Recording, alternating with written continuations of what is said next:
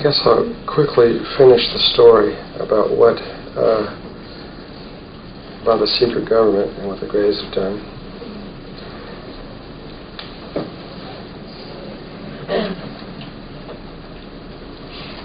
A few years ago, we sent a satellite to Mars, which was probably the one that brought back the photographs that Face on Mars came on. And when it went by one of the moons, there's 2 moons going around Mars.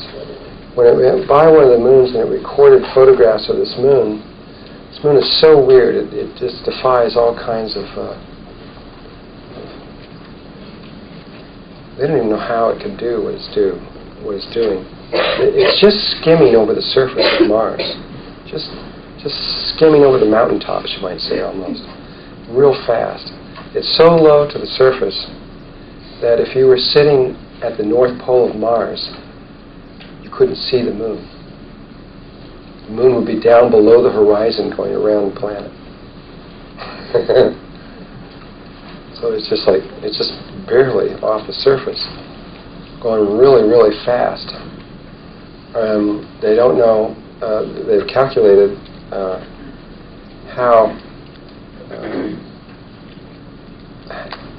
what it, according to its weight and everything else like that, it's impossible.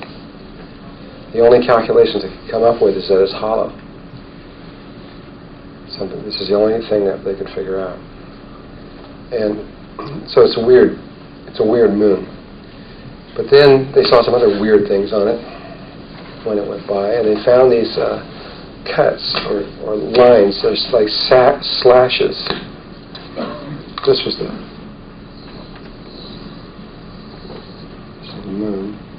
Found these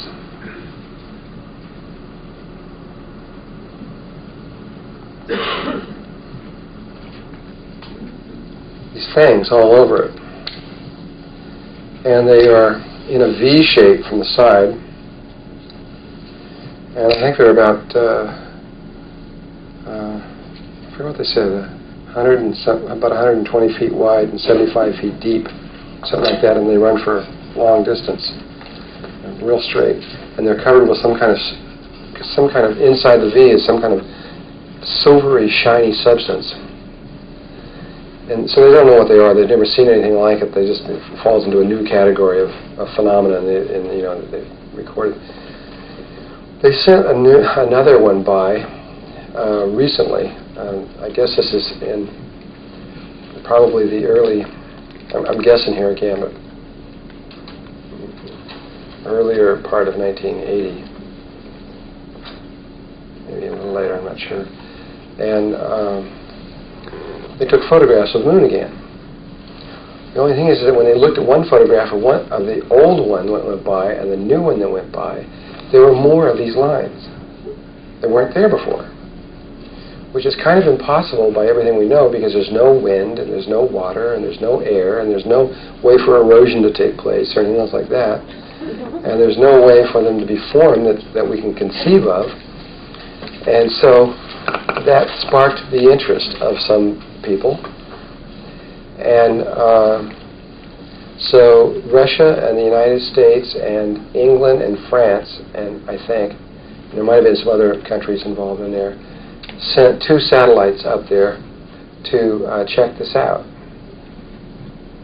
This was back, this is much newer now. This is, does anybody know when this was? It was 1990 maybe, or something like that?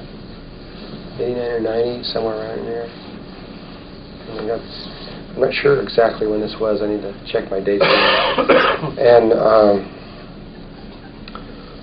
one of the satellites just disappeared. Don't know where it is.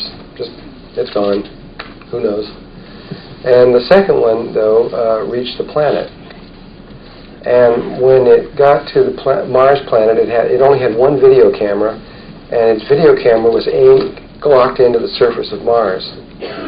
And when it came into the surface of Mars, it moved in between Mars and this low-flying moon.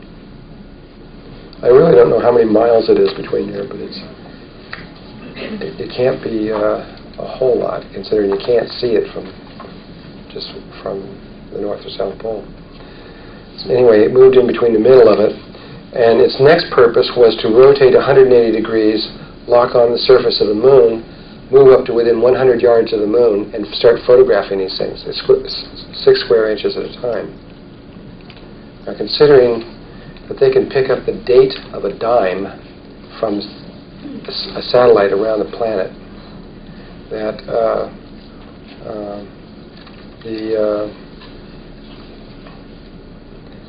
to be 100 yards away from something is like being there. So, I mean, they can get really good photographs blown up full size and just like stepping on there.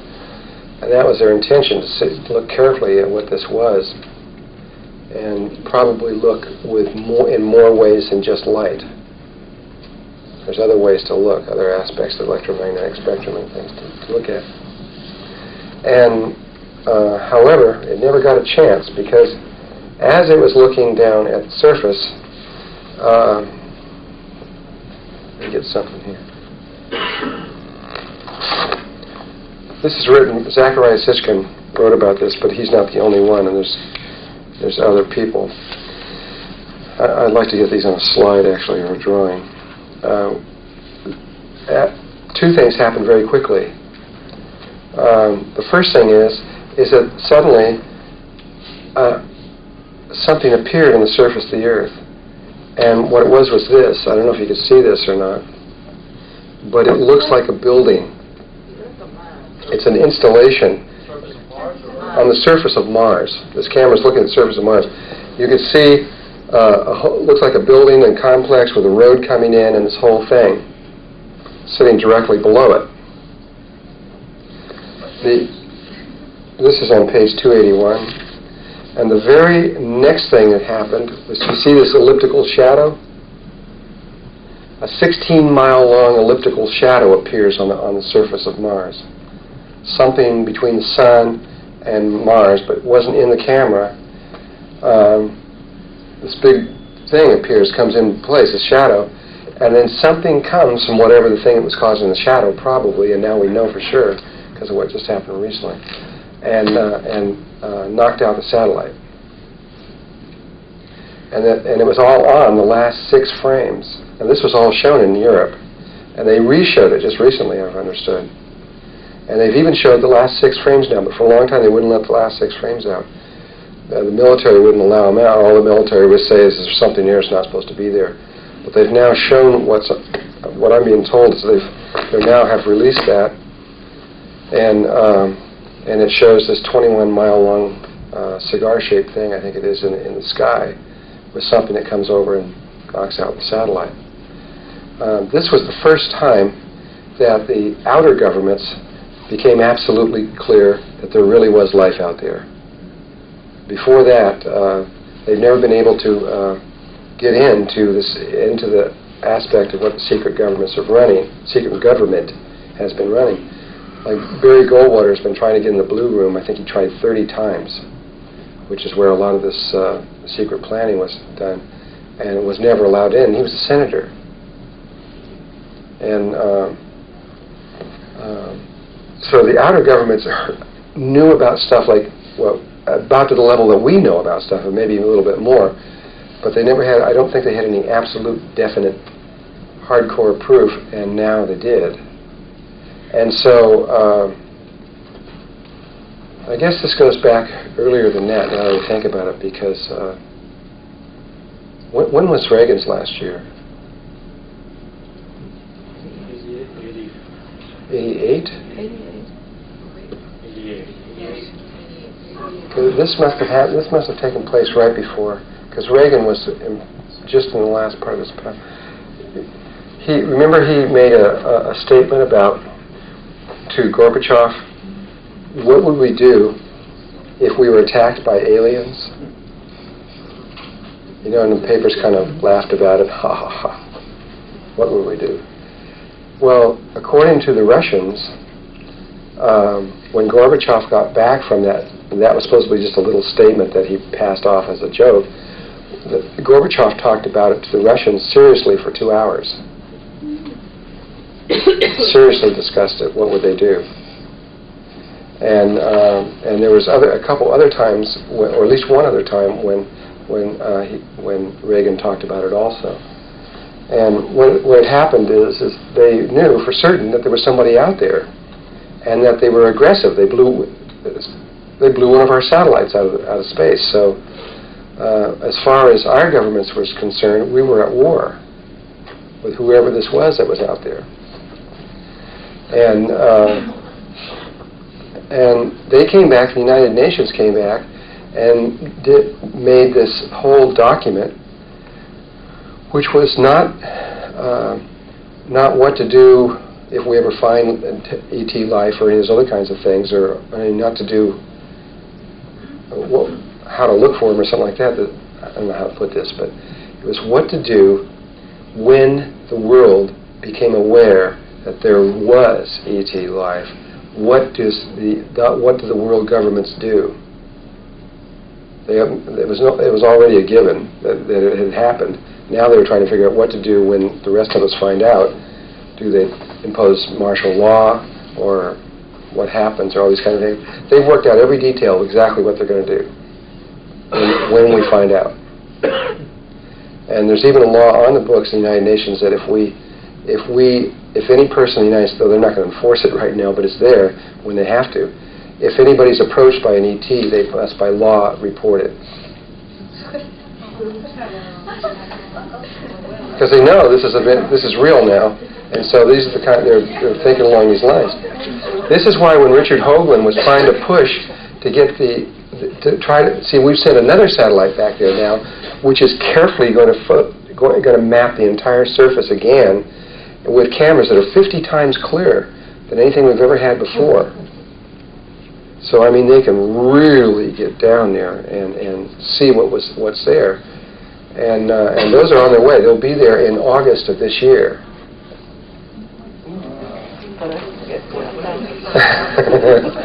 and now Richard Hoagland has been trying to get them to give them photographs of the face on Mars, and the United Nations and NASA has been trying to shut him up. They don't want us to have our focus on Mars. And they refused to give him, or even talk to him. When he gave his thing to NASA, they were not going to let him in there. Because I was just talking to Keith, right before he got that, I can't remember, Keith Morgan of ABC. I talked to him, he called me on the phone, and we were discussing this. And the United Nations was not going to allow Richard Hoagland to even present the information that he had about the face on Mars in the United Nations. And the only reason they did was because ABC said if they didn't, they would. And so when they found out that ABC was going to air what Richard said, then the United Nations agreed reluctantly to let him do that. And but now they've announced, and I've got the article here, that they're going to allow him to have the information, this photograph of the face, because to shut people up. And now it's getting to go back the other way. But the reason they don't want to do it is that's a military mission. It's a military mission. It's a reconnaissance mission. They're going to try to see what's really out there. Now, while that's going on, we've got to have a... Maybe I can just repeat it. Well, I think did you mean here it the is. presentation you did to NASA or how? Here it is. I can't quite understand what you're saying there, because you mentioned that it was a military operation, but the United Nations didn't want him to present the material. NASA did. Oh, I think you said. The very first one, a long time ago. Yeah. NASA didn't want him to talk. NASA didn't want him to talk at NASA, and it was ABC Television that forced that issue to take place, if Keith Morgan is correct. And, I said the United Nations, sorry. And so,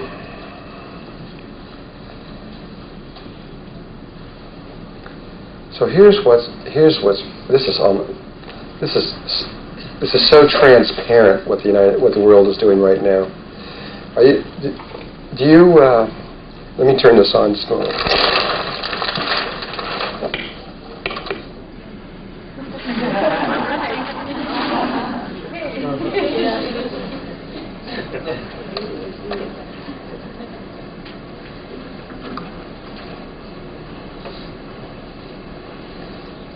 Just recently, over the last year, about a year ago or so, someone announced that there was going to be a comet. Oh, boy, got me. There was a comet coming in called Swift Turtle. Anybody heard of this? No?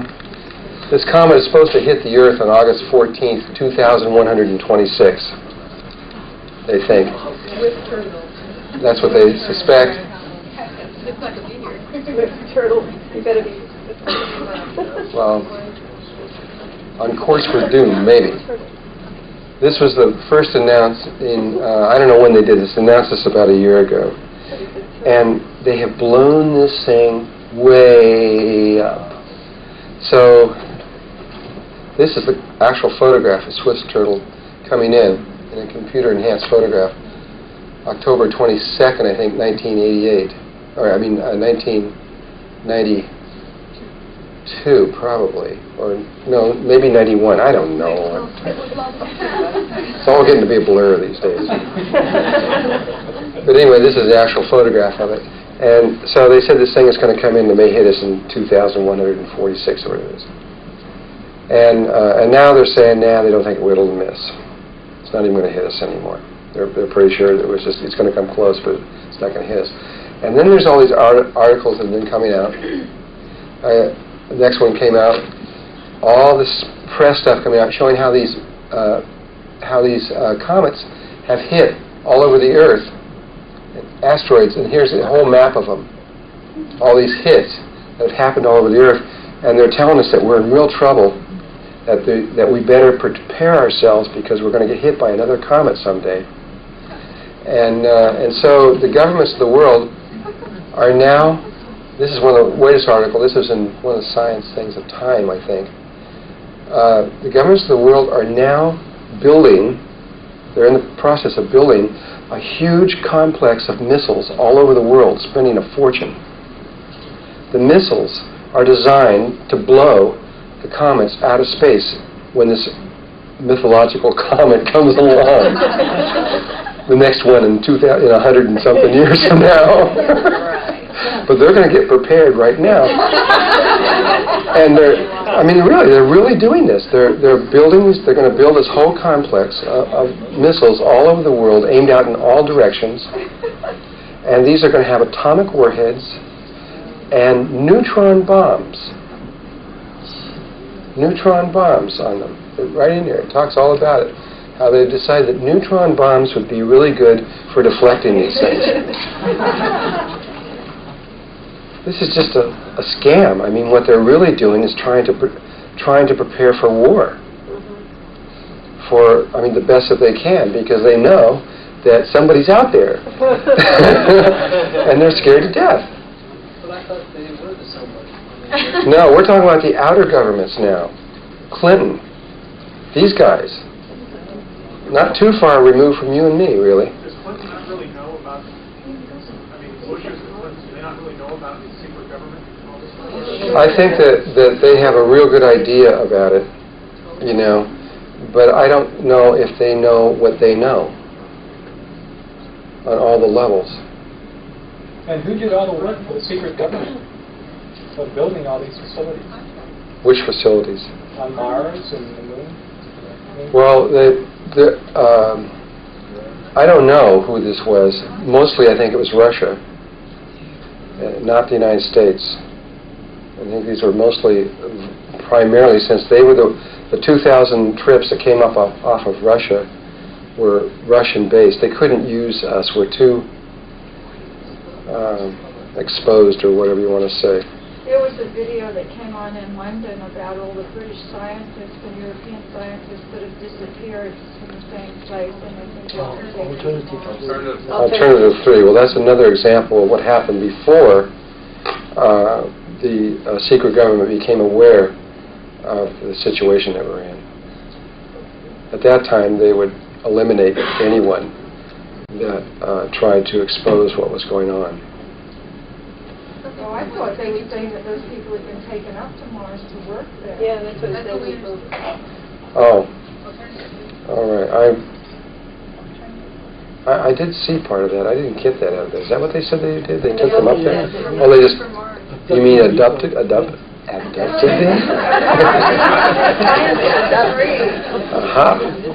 Some of the scientists agree, but there are others who they abducted and they did some kind of brain work on their brains so that they don't have memory or recall, so they can program them, reprogram, and then send them out. Yeah, there was a lot. They didn't even have to do those kind of things at this point. They got other things. Yeah. But anyway, this is, I think, if you just look into this deeper, you'll see this whole complex of the money and all the scientists and everything else that's going in, the incredible amount of energy that's about to be entered into this is just to, maybe I'm wrong. But, I mean, to spend the billions of dollars that they're talking about, the billions and billions of dollars for the possible comet that's going to come 150 years into the future is pretty silly, I think. And this is another one. I realized I didn't get the whole thing on here, are they? NASA has also put up a whole network now, powerful radio and telescope antennas, worldwide one that they're setting up, specifically to listen to see if there's any aliens out there. Very, very complex thing, specifically looking what's going on. UN will decide how to answer. This is the Palm Beach Post, but and then they're talking about certain Alpha Centauri and certain and they're talking, well, that's something else up in there. But anyway, they have a problem right now. They have a real problem because and I guess this is going to be real interesting. I mean, you should follow the satellite that's going to Mars and see what happens. And I'll bet you anything that those photographs are going to be censored. And we're probably not going to see anything that comes back from there, if it even does get any photographs. And and they may give Richard his one photograph of what he wants, but you're not going to get anything like you might expect. Have you seen a current video of the new faces they found on Mars? No. I just... Who's they? I don't want to get into all the names. What I'm saying is, how could they? Because there hasn't been these satellites. Well, there's... I just came from one of those UFO conferences, and so boy, you go into one of those and you get all the proof you want. But it's just that the energy is so based on fear and anger. But there was... Well, I don't mean to put you on the spot. I'm just saying there hasn't been a satellite that's made it to Mars that I know of for some time. I will get the information and get it to you. Okay.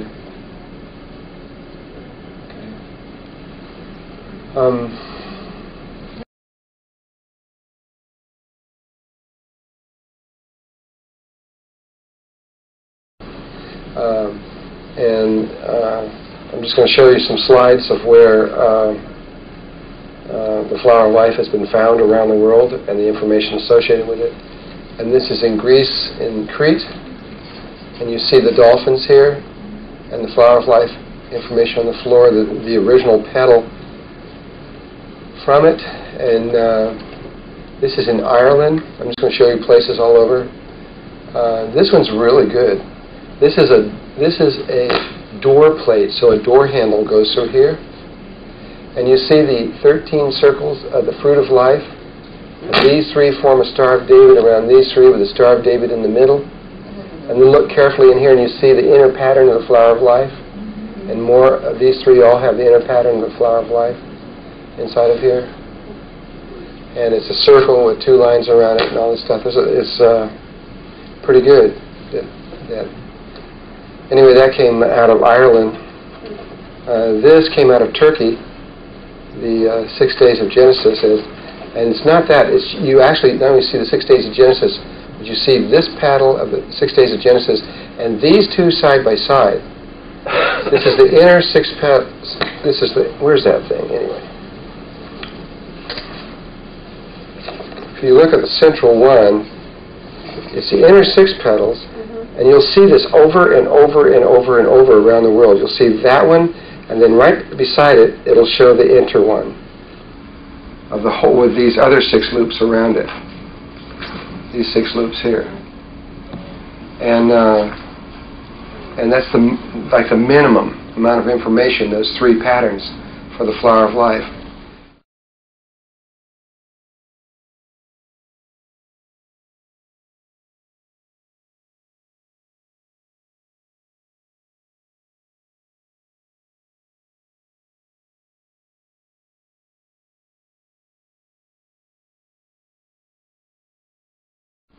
And another place that you'll see those same 3 patterns all over is at the monastery of St. Catherine.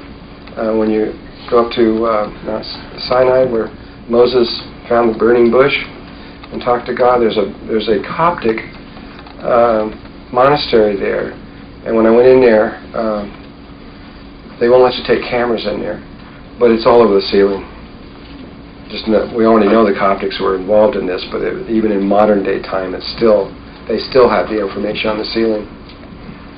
This thing here is in the background was an image that we took off of a wooden box which is the seed of life. And the wooden box was found in Tibet, and inside it is the seed of life, and what was found inside of it was an instrument for planting seeds. And so if you're going to keep a seed planter in something, it would be very appropriate, especially if you knew what that image was.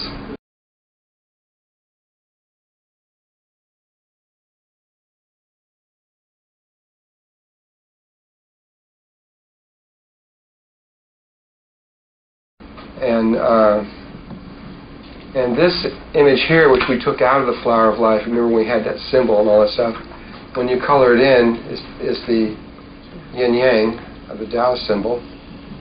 And again, though I only have not really got into it, the Tao Te Ching and the Yi Ching, and the 64 changes of the Yi Ching and all that information, which is one of the oldest books in the world, is all directly related to the flower of life. This is Masada, Israel, which is where the original 300 Egyptian members of the Egyptian mystery school of Akhenaten, after they'd risen to immortality in about approximately 500 BC, went to this place and formed their little city. And if you go into the center of this ruins to this ancient church, and into the middle of that church, and this is the floor of the center of their church. You can't see it here because this is a copy of a copy of a copy of a slide, but I did have the original in. This is the flower of life pattern. Most of the floor is gone. But this pattern right in here, if you can clearly see it, is very, very clearly the outer rim of the flower of life, showing that the Essene Brotherhood also knew what the flower of life was. But then, since the Coptics and the Essenes are both, from our point of view, coming from the same source, it's not too unusual. This is coming out of India, and the Nekal Mystery School went into India a long time ago, giving all the geometrical information from Atlantis, and the Sri Yantra, and all these kinds of things are all the geometrical patterns, like in here, of the 6 stars around one and everything, are all the geometrical patterns of this information. Their very temples are laid out into this information. Every stone is just like in Egypt.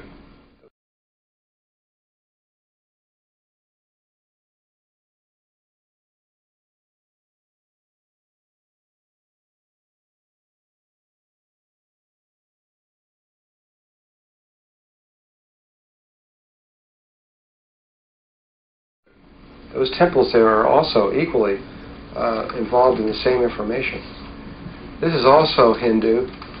This is this is my drawing, but I copied it from a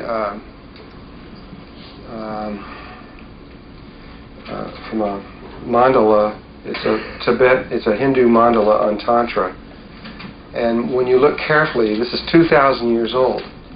And when you look carefully at the information inside of here, somebody take this thing. I don't know if that's what's doing it or not. I'm not sure. You got these 7 triangles in here, but that purple, and of course you guys know now what that is, especially when you look at this thing. It's the star tetrahedral field. Now this is Tantra we're talking about, and they're discussing Tantra and simultaneously discussing conception. And remember, the egg turns into one of these things, the original 8 cells, and then it becomes a cube, which is the cubical nature of it. And they show the star tetrahedral field, and another way of depicting a cube on a flat field is 2 squares. And all of that is inside a round sphere with 2 lines going around it, the inner and outer surface. So they're showing this is the metaphysics inside of the ovum. And then out here you see 8 organic-looking cells that go to 16 organic-looking cells, showing that they knew about the binary sequence of the nature of life, which they weren't supposed to know 2,000 years ago. And then they also put a dot in every other one, which to me is showing that the original 8 remain unique unto themselves. And all of that goes back into a sphere, which the process does do. It goes from a sphere to these other forms in here and then back to a sphere. And behind here, you see the square that forms the phi ratio, giving you the ratio of life. And this is it's a remarkable piece of work, considering how ancient it is and what it's talking about.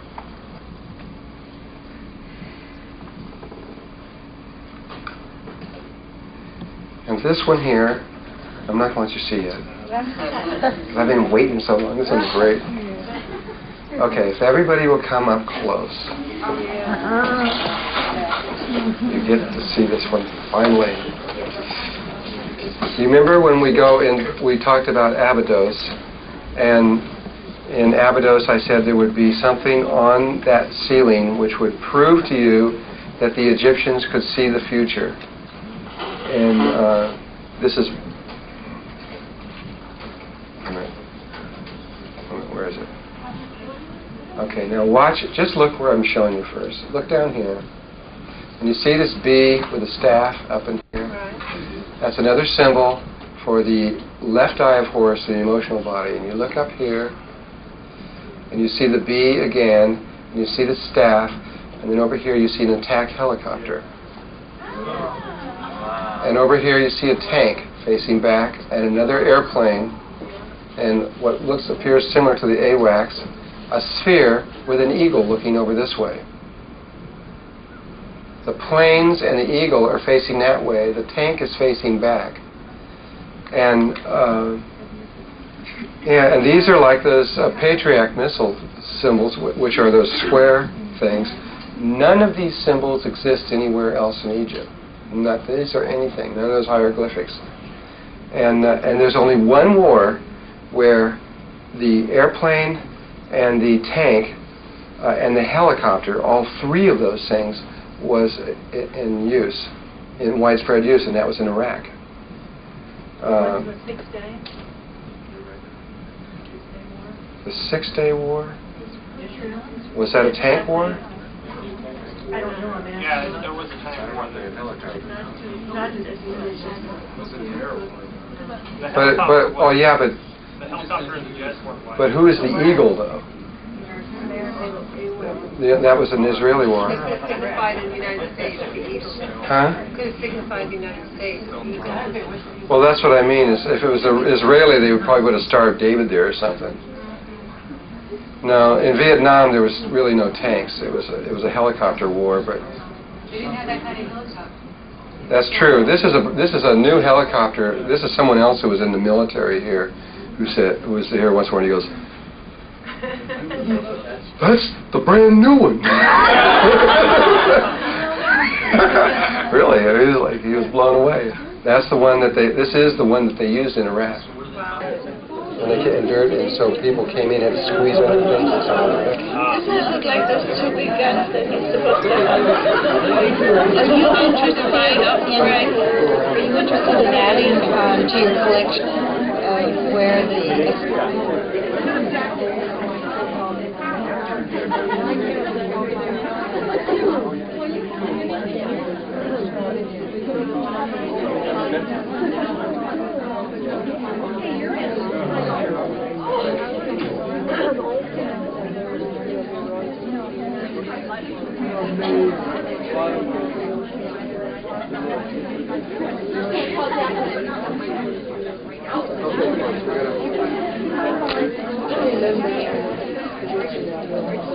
There's one more thing.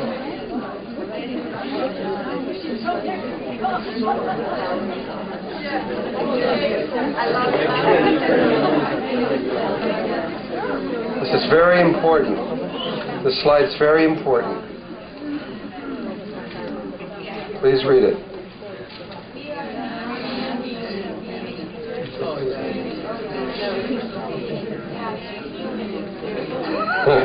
It's a very important point of view.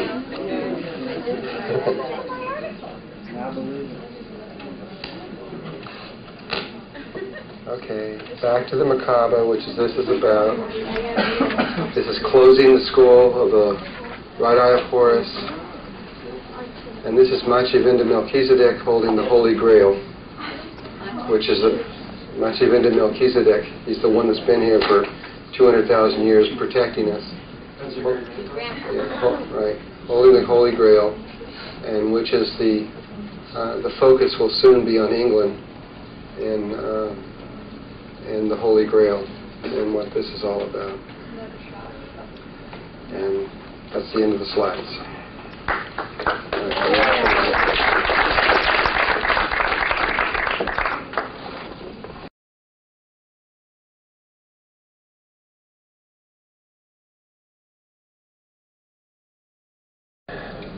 Okay, I now got to switch to another time in history, not too far back, and I'm about to tell you something that is more outrageous than anything else I've said before. You're all ready, I can tell.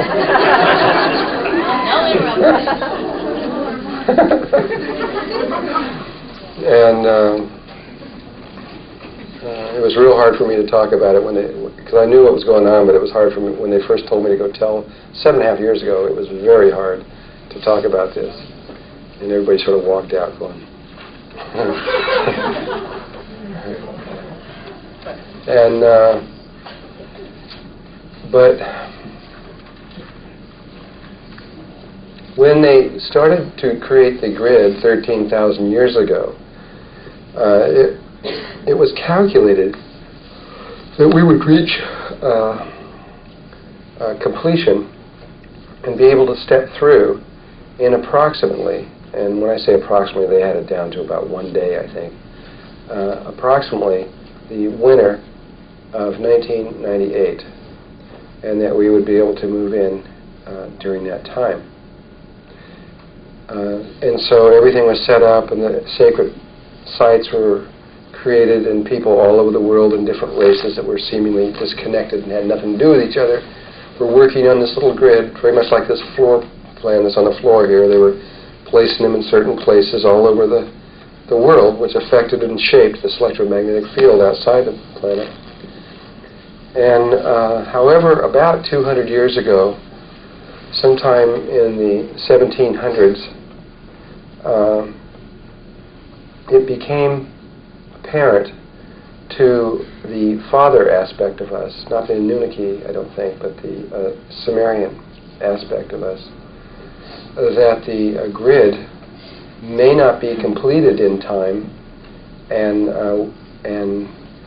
at least one person not make it through in time before something would happen. We needed just the grid completed and one person stepping through, which happened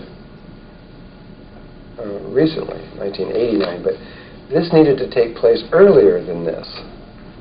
because there was something coming up that we needed to have this take place earlier. Not that the whole world had to make the translation, but there had to be, the grid just had to be completed, and we had to have at least one person living it. And so some point in the 1700s, it became apparent that we might not make it. And if we didn't make it by a certain time, and that time would have been approximately the winter of 1972, we would all die. We would really die. This planet we'd have to go somewhere else. We'd all migrate somewhere. We'd have to leave third dimensionally to somewhere else, and we wouldn't have a body. We wouldn't have bodies or have a planet. It would be not a real good situation. But the planet would no longer be usable as a starseed, maybe ever. And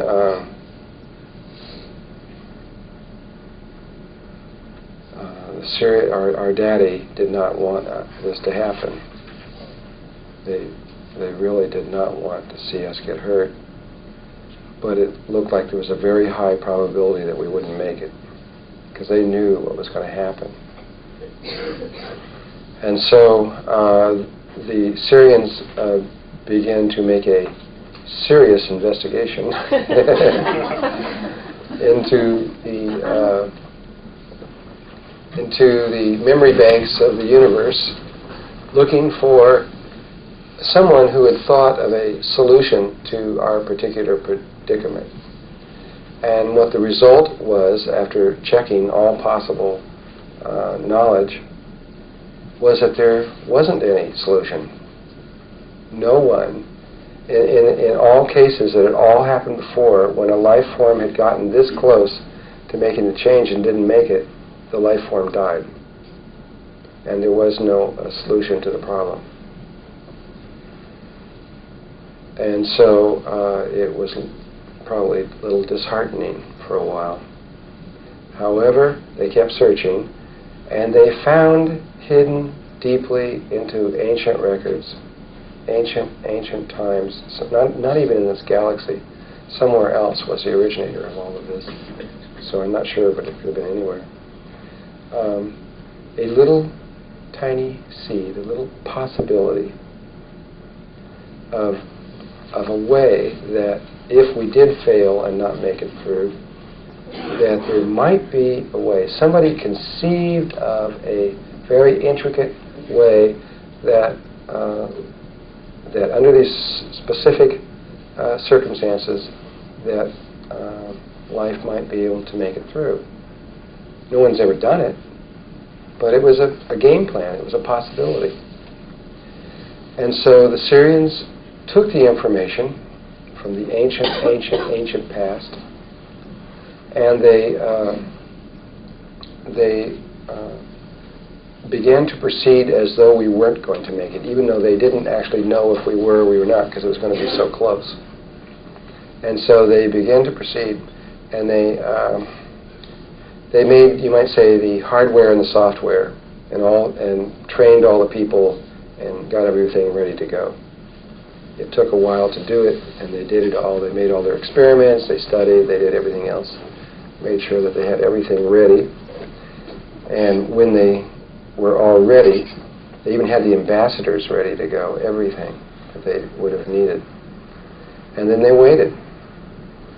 And in January of 1972, of the existing cultures that were coming in from other dimensional levels, of which there were approximately 80,000 at that time, they all reviewed the situation of Earth, and it was a very, let's just say, extremely heated debate over whether or not Earth would make it or not. And it was finally agreed upon by almost everybody that Earth did not stand a chance. Literally the words were, there was no hope. No life would make it through, not even a bug. Nothing, not even a bacteria, not anything would make it through. situation that was about to develop in 1972. And so they left. They left us. They left us alone to die because there was nothing we could do. And with the exception of the Syrians, the Pleiadians, the Aldebarans, Arcturus, and about approximately 100 other cultures. Those are the ones we're familiar with, but there's a lot of other ones that are not quite so well known. Basically, it was the friends of the Syrians, people that knew what the Syrians were trying to do, though the whole body knew what they were trying to do, and stayed to give them support if they needed it. Now, here was the situation that the Syrians were faced with. Now, this is what was going on fourth dimensional levels. Okay. We're going to be switching back and forth between what's going on in fourth dimensional levels and what was going on in third dimensional levels. On the third dimensional level, we talked about the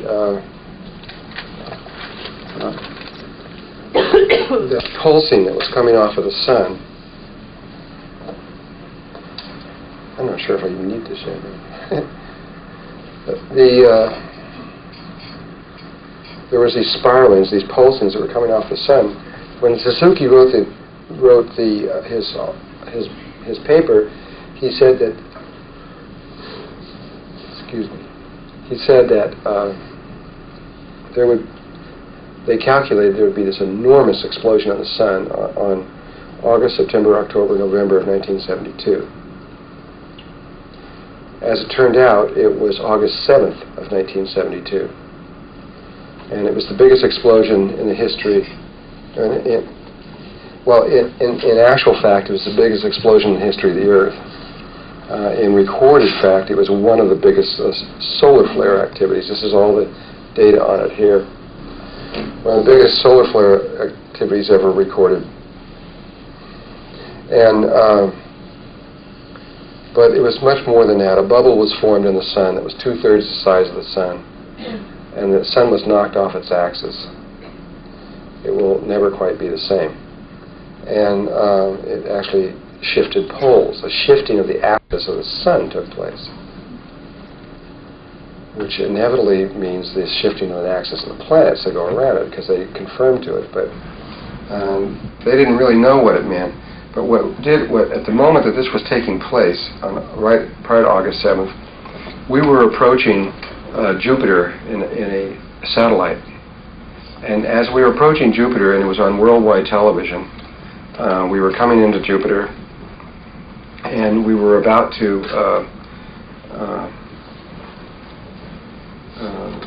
we were talking about it on TV and everything else, like, here we come, here we come. And they were telling people up there, well, we're about to go through a radiation belt, which is about 200 miles thick, and that when we went into the radiation belt, they wouldn't be able to transmit out to the other side.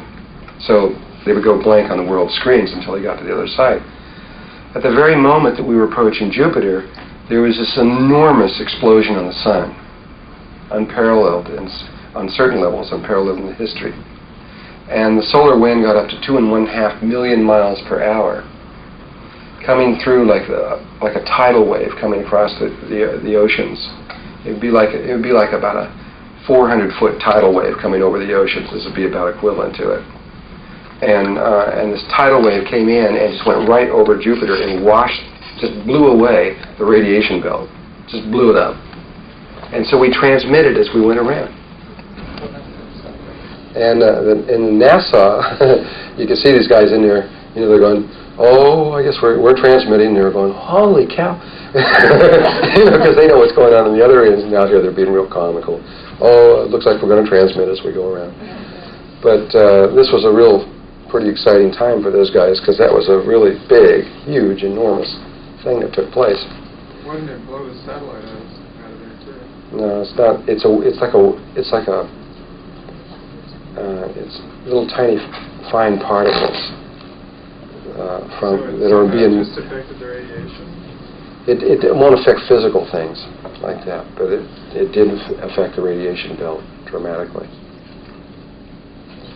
It would pass. It was so powerful. It would pass. Probably a lot of it, some of it would even pass through the Earth. I don't even know what. I'm not sure what. I'd have to do some research to find out what was in the, it's called the solar wind. And it dropped. It stayed that way for about 3 days, and it dropped down to about 1.5 million miles an hour for about a month, for about 30 days. And nobody on Earth really knew what it was because they'd never experienced anything like that before. And so, from August about 8th until a few months later, until June or July of 1973, you could go to any scientific journal, in fact to almost all the world's major cities' newspapers of the world, and they would discuss this thing that was going on or had happened on the Sun on August 7th. It really was about a week long, and it peaked on that day. And no one knew what it meant. All they knew was that it was extraordinary, and that most of the papers just gave the data on what it was. But from June or July, Suzuki called, who knew more about this than anyone else in the world, because he wrote the paper on it, and he planned everything, and I had been working with him up until just prior to that. I left, I think it was in just right after, I don't know when it was, maybe April or something of 1973. I was no longer with him, so I didn't go to this meeting. I had no knowledge of what happened in that meeting. But what I do know is that there is, from June or July of 1973, whoever was in that meeting, and it was most of the world's scientists, there has been an absolute, total, complete blackout of information. It's as though it never occurred. There's nothing. Only if you go back between the period of time of August 7th of 72 to June or July of 73, whenever that meeting was, will you be able to locate anything at all written on that subject. After that, across the entire planet, nothing, because they all knew that whatever it was big time. And Suzuki was telling him that it probably meant the beginning of the pole shift. And actually, Suzuki felt that after that, his calculations were, from everything else they had been calculating before that, was that we would never make it past 1984. And he's probably still scratching his head because he doesn't know what happened right prior to that time. You know, this on a fourth dimensional level, because he would have been right probably if other things didn't occur. Now, what was really about to occur was Suzuki. What he had really predicted was that this would be the biggest, most incredible, all-absorbing explosion ever seen, and we may not even make it alive past 1984. And he was much more right than he knows. So at the moment, he probably thought that he had made a mistake or something. Because what was really going on is that we are in a hydrogen sun. The fusion that's going on in the hydrogen is a hydrogen fusion reaction that's going on in the sun, and which is, like I said before, two hydrogen atoms coming together, fusing together, and making helium, which is the source of all the life in this room, and all the life on this planet, and all the light on this planet, and just that one reaction.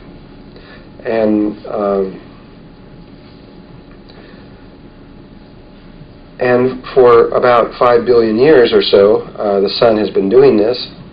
And what happens is when a sun reaches, when the helium has been building up and building up and building up inside of there, and when the helium reaches a certain level, you get another level of fusion, which is called helium reaction. And 3 helium atoms come together and form carbon, and you get another reaction. And what our science, which is too infant to understand, is that when that happens, this phenomena occurs. It's rather rapid. There's a pulsing of the sun when the helium ignites when it goes up to the next step. And that's what happened on August 7th, or leading up to it, right a few days before, and then it peaked on August 7th, was it ignited. And we had a helium reaction, which the original plans knew this was going to take place a long time ago. They wanted to have the crystalline grid in place prior to that time and have at least one Christ consciousness being come up, raise the ship up into the sky, and then our own intelligence and life force energy would be able to protect us through this. But that didn't happen. And so we weren't going to be able to protect ourselves, and without that protection we couldn't possibly survive, because the sun was going to expand right up past the earth for a short time. And it did. It went on right past us. I'm not sure how far. And we were inside of the sun. Remember what God said in the Bible. He destroyed the earth with water the last time. He says, I'll never do that again. Next time it'll be fire. And everybody says, how can the earth be destroyed by fire? Well, if you can imagine, and the suns expand all the time. When they die, they'll expand so much they'll go right out past the entire solar system and gulf it up and then come back in, and there's nothing left. But this is just a pulsing. In terms of the sun's life, it would just be like that. It would just be a second when the helium reaction takes place. And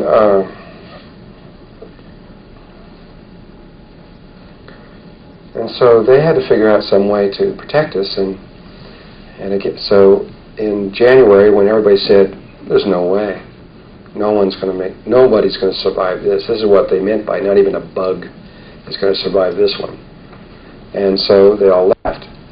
As soon as they left, the Syrian ambassadors, which were all ready to go, went toward a particular area of space and met with what is called a galactic command.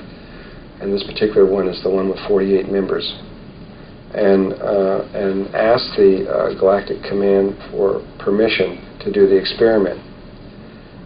Galactic command by law had to ask certain things, and number one is they had to know for certain that there was no chance that any life whatsoever, any human life, would survive the situation.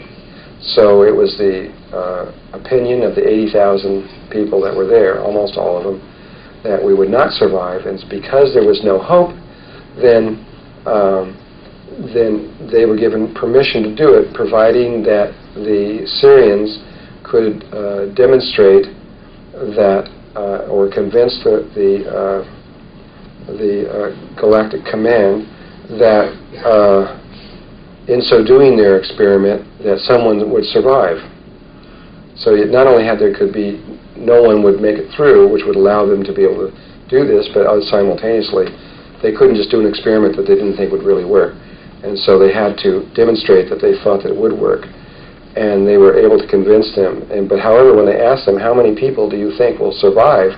This is the Syrians answering the galactic command. They said, we don't think that more than 2 will. We hope that 2 will. We don't think that more than 10 will.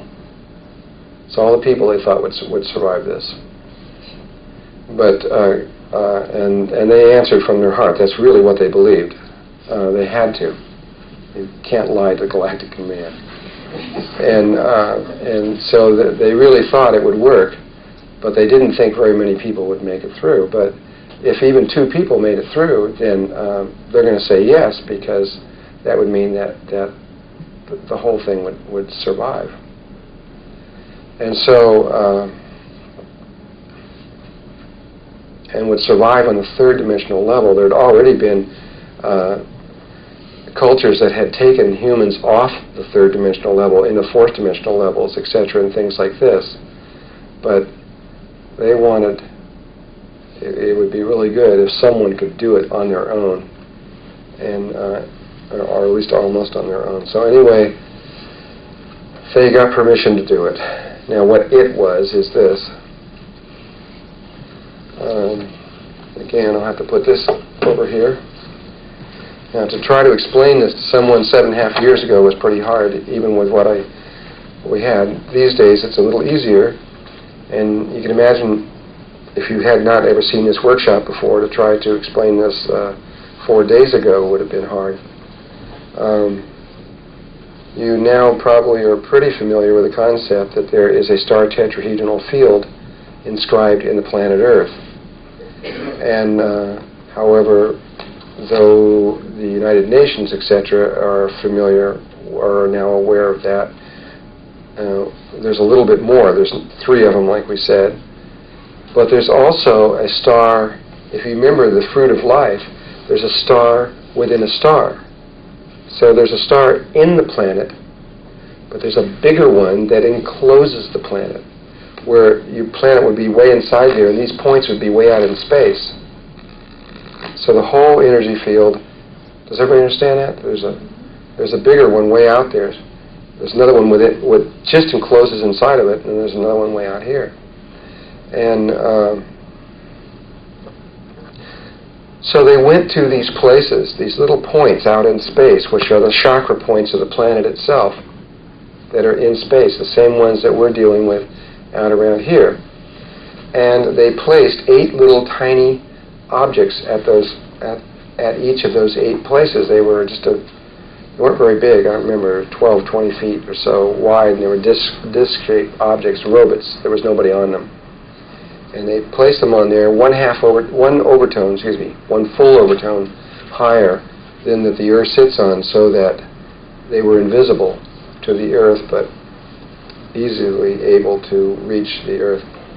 And then they came out to the membrane of the Earth, which sits out at 440,000 miles away, which would be out there about where the wall is, somewhere over there. And maybe not quite that far. And they placed a very large object there, which was about 50 miles long and cigar-shaped, and it was black, and it was seamless, and it had a transparent area on one end, and it was manned by about 350 members of the Syrian race, and they wore white uniforms and gold insignias, both male and female. And they were a specially trained race that knew how to operate this thing, which was really alive. It was a silicon carbon-based life form that had been created by the Syrians to cope with the kind of complexity that would be required to do what was that this experiment would need. From the dark end of the ship, not the transparent area, there was a beam that was shot down through the membrane of the Earth, down through across the 440,000 miles. And this was all fourth dimensional, over to either the top or the bottom. I really don't know which one it was. Either the north or the south pole of the Earth. The beam was approximately 6 or 7 inches in diameter, and it was a form of laser light that we have not got yet. It's little segments of, if you could stop the light, you would see it was little tiny segments of all these different colors. And so it's like multicolored, looked like they were stacked together and then moving at the speed of light. And they could hold immense amounts of information, absolutely immense. That was then shot down, let's just say to the North Pole for convenience, to this vehicle here, which translated that light into 3 primary colors, which were red, green, and blue, which are the primary colors of transmitted light, not red, yellow, and blue. And the red, green, and blue was then shot to 3 corners of here, from there again back over to these 3 corners, from these 3 corners, around the whole thing, and wrapped it back down to the opposite end where it came from whence it was reintegrated back into the beam and shot into the center of the Earth. And from the center of the Earth, by diffraction, it went out into billions and billions of beams out, little ones, straight out to there, which was directed at the human beings and certain animals of the planet. Coming in from underneath the human being it came into the bottom of the human grid and came out around the whole field out around here. And I don't exactly know how the interaction was around the human from into the center in there. I don't know how it was. What they were doing was they had two problems that they had to solve simultaneously. And that's what this experiment was to try to do. The first one was they had to protect us from this wall of flame. And so in order to do that, they created a very special field around the Earth that would be able to do so, and which extended from the fourth to the third dimension. That was number one. But number two, they not only had to protect us, but they had to hide it from us. Because if we saw it coming,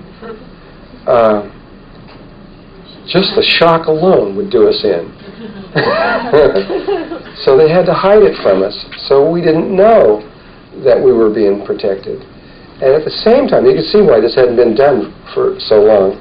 Same time that they had to hide it from us, they had to make us evolve very rapidly so that we could get from where we were to up a little bit further so that we could make this, because we weren't quite evolved fast enough. We almost made it. I mean, on a 13,000 years, we only missed it by, 26 years or something. So it was not bad. But we did need to go a little faster than what we were going. All those things had to be happening simultaneously. So what they did was, and I know this is going to sound outrageous, but I can't help it. They put this field around that protected us, and then they set up the only thing I could call it, if I have to give it a name, would be a holographic incubator. They set up a field around the Earth that put us into a separate reality for a period of time, and then protected us from ourselves, from the sun, and then at the same time, and got permission to do what I'm about to tell you. They took away our free will for about 2 years, because and only could have got that because we would have been totally wiped out anyway. It was kind of like if mommy and daddy came to into a kid and took all their, and they had knives or something in there and took them all away from them and said, "Sorry, you can't have these things right now." They took away our ability to choose for a short time, shot the field around us, which began to control the actual events in our lives. They did this from about, it took them only 30 days to totally get the thing running, and by the middle of February of 1972, we were in a separate reality. This continued until they had to make sure it was working. When they first got it working, they didn't do anything. They didn't take any free will away or nothing. They just got it working. And then got the program going on a program that would continue on as though nothing happened. They wanted to make sure it worked. But before the time when they knew the fusion reaction would take place, they then switched over and began experimenting. They got it to the place where finally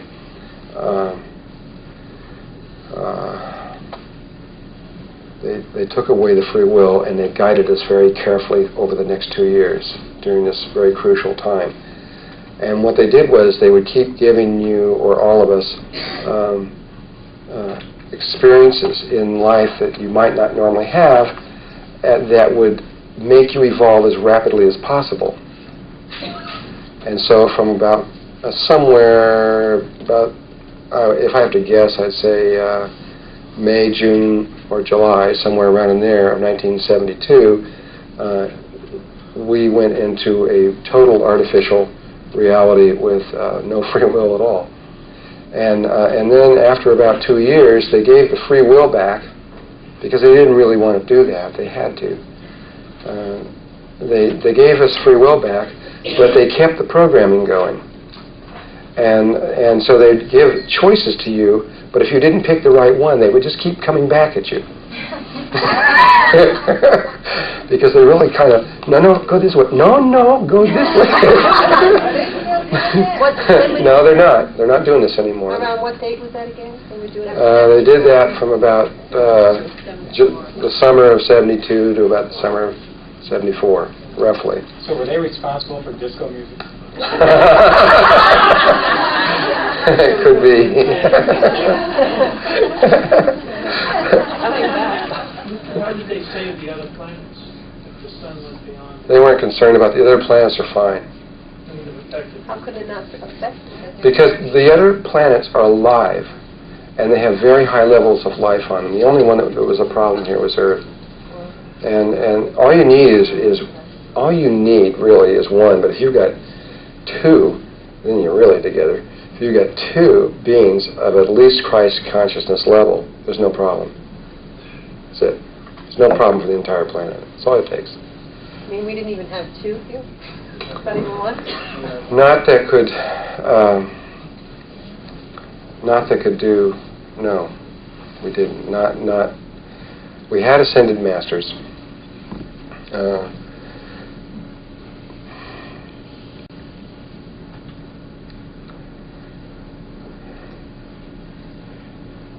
They were looking for someone that had to be able to reach through and to take out the ship. I don't. It had to be a woman. Huh? So it had to be female. Well, it should be, but it didn't have to be.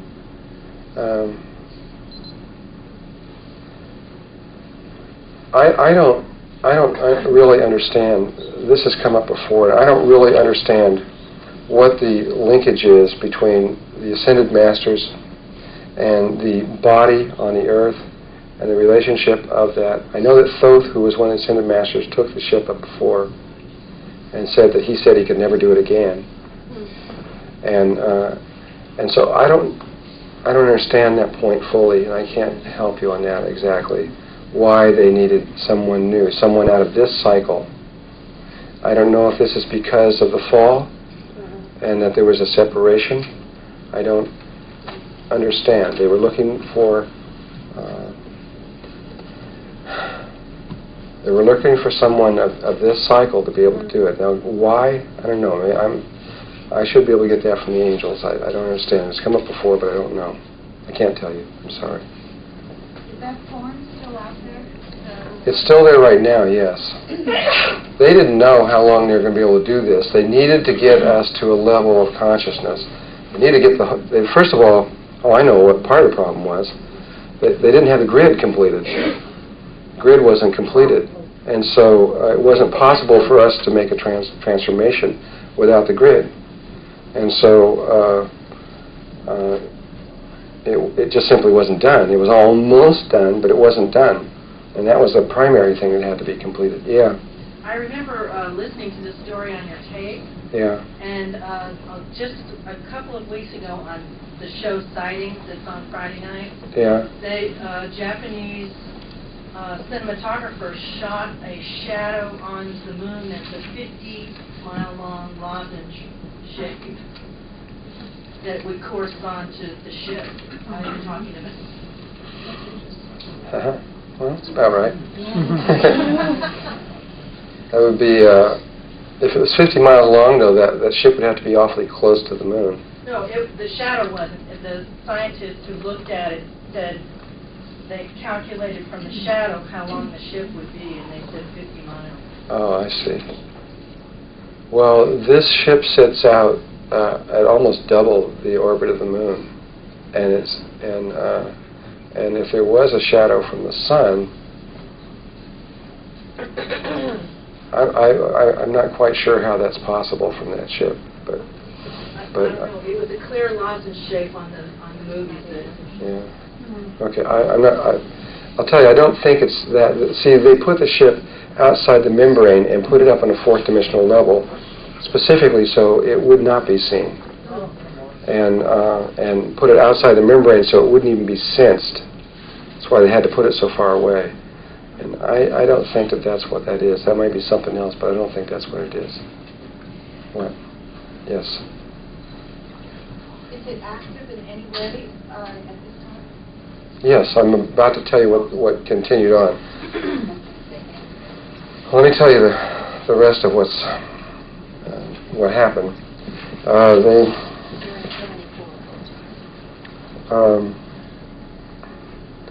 They accelerated it worked. They didn't even know if it was going to work. Had no idea. They accelerated the evolution. Now this is what started getting everything going. They accelerated our evolution synthetically. We just haven't stopped. We started going faster and faster and faster, and we started evolving extremely rapidly, and then everything just started taking off. And nobody expected this at all. And they got up to the place where, and each time, there were several times where they thought, well, there's no way they can hold this field any longer. And then just the whole earth and everything would be such that they would learn, the whole situation would become such that we could keep going. And we just keep going beyond all the places where we thought that it couldn't go any further. And it kept going up and going up and going up. And we kept going faster and faster and faster and faster. And we went past the place where we were going to make it or not make it. There wasn't any doubt about it anymore at one point whether we were going to make it or not. That wasn't even the issue anymore. The issue was, what's the speed that we're going at? This became the issue, is this evolutionary speed. It became extraordinary. And again, like I said before, we can't tell because we're inside the system. But relative to the rest of reality, we're in a synthetic environment now. And relative to the rest of the environment, we can't tell that we are moving at this blinding light speed relative to everything else. And so I remember at one point, even a long time ago, when Thoth said the Ascended Masters were just going, holy cow, you know, what's going on here? And at one point I said, well, how fast is it? Because he was like, he says, well, he says, in human terms, it would be like if you just had a baby, and you look down at the baby, and then suddenly, in 15 minutes, and when he says 15 minutes, he would calculate carefully that this was right. In 15 minutes, the baby becomes an adult right before your eyes. That's how fast we're moving and how outrageous it is. It's outrageous. The level that we're moving at is outrageous to the rest of life. It's just simply outrageous. And at first, when we started moving this fast, we started attracting the attention of many nearby other races. All these guys that left, the 80,000 that left, they all came back and brought friends with them. And pretty soon there was lots and lots of other people coming back here. And then, like I said before, or I think I did, the first overtone, which is where they usually come into, totally filled up. You couldn't even get near the earth. It was just like totally filled up people. They went into the second overtone, and that's totally filled up. Keep going, we'll have to go into the third overtone even to be able to get more life here. It's just like you can't get any more life physically close to this place to watch it. It's ridiculous. And so we think there's just a few flying saucers out there. We got a zillion eyeballs on us right now. And it kept getting, and then we went intergalactic, not only interdimensional, but we went intergalactic. People from other galaxies, which is kind of unusual, started coming here, and even within the third dimensional level of life, started coming here and focusing on this place. And at this point, all life everywhere, all levels, all dimensions, everything, the entire focus of, you might say, Great Spirit. All life everywhere within the waveform universe, and maybe even outside the waveform universe, are focused on Earth and watching the extraordinary thing, because everybody knows and senses that this amazing, extraordinary thing that's happening on Earth is going to affect all life everywhere. We just know it. And this is what I meant by this little seed that God buried down in there. He created a situation where this was the only choice. It was the only one. There wasn't any other choice. It was the only one. And so the experiment was tried. It came from the Lucifer rebellion because it came from technology onto a Lucifer rebellion planet Earth. And now the thing seems to be coming up with the answer for both sides. So who am I to say? I don't know.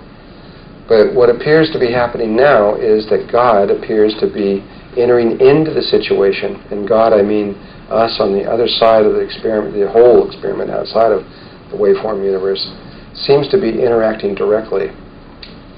Things are occurring here that just really are not natural.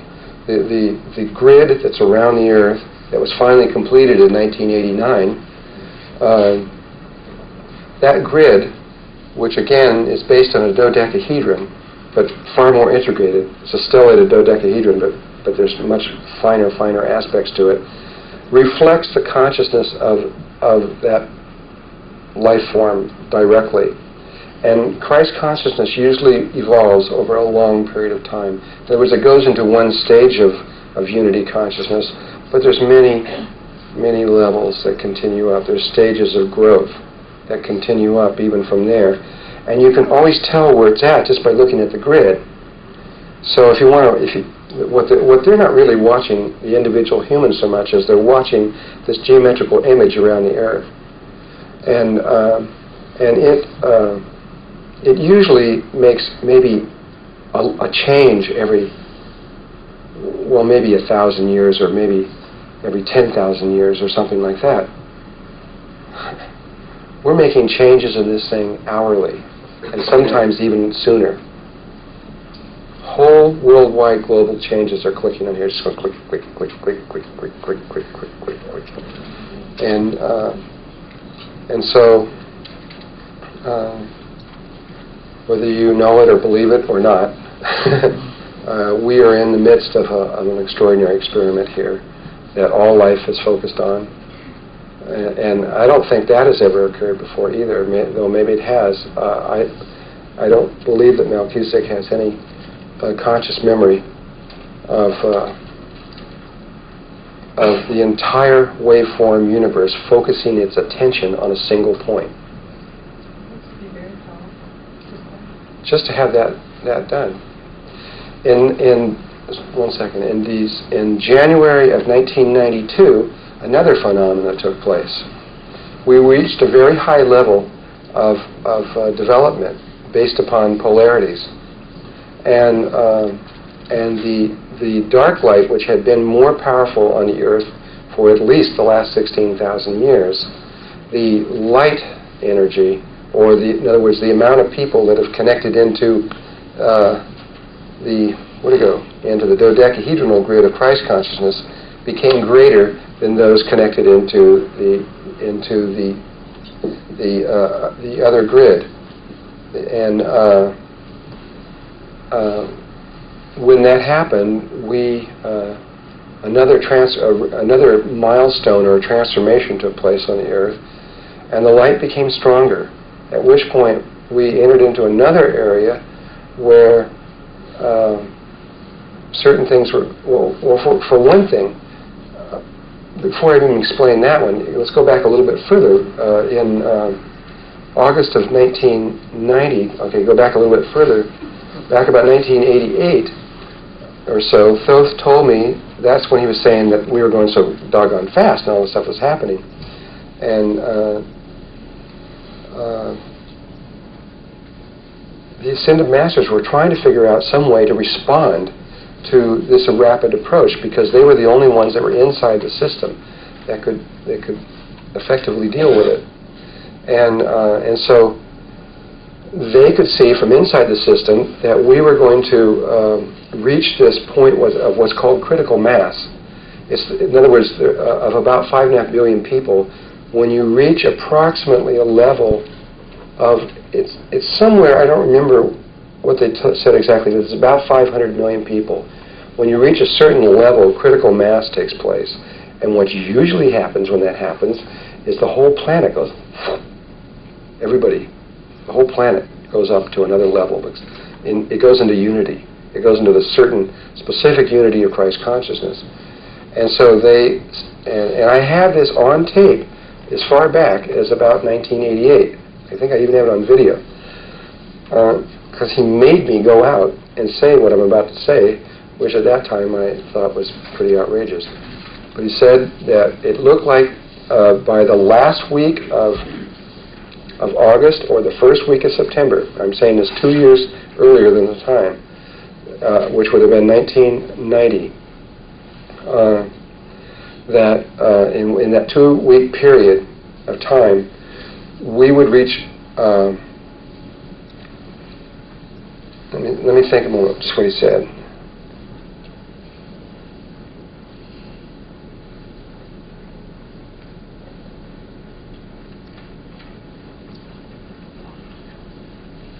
I can't remember exactly how he put it.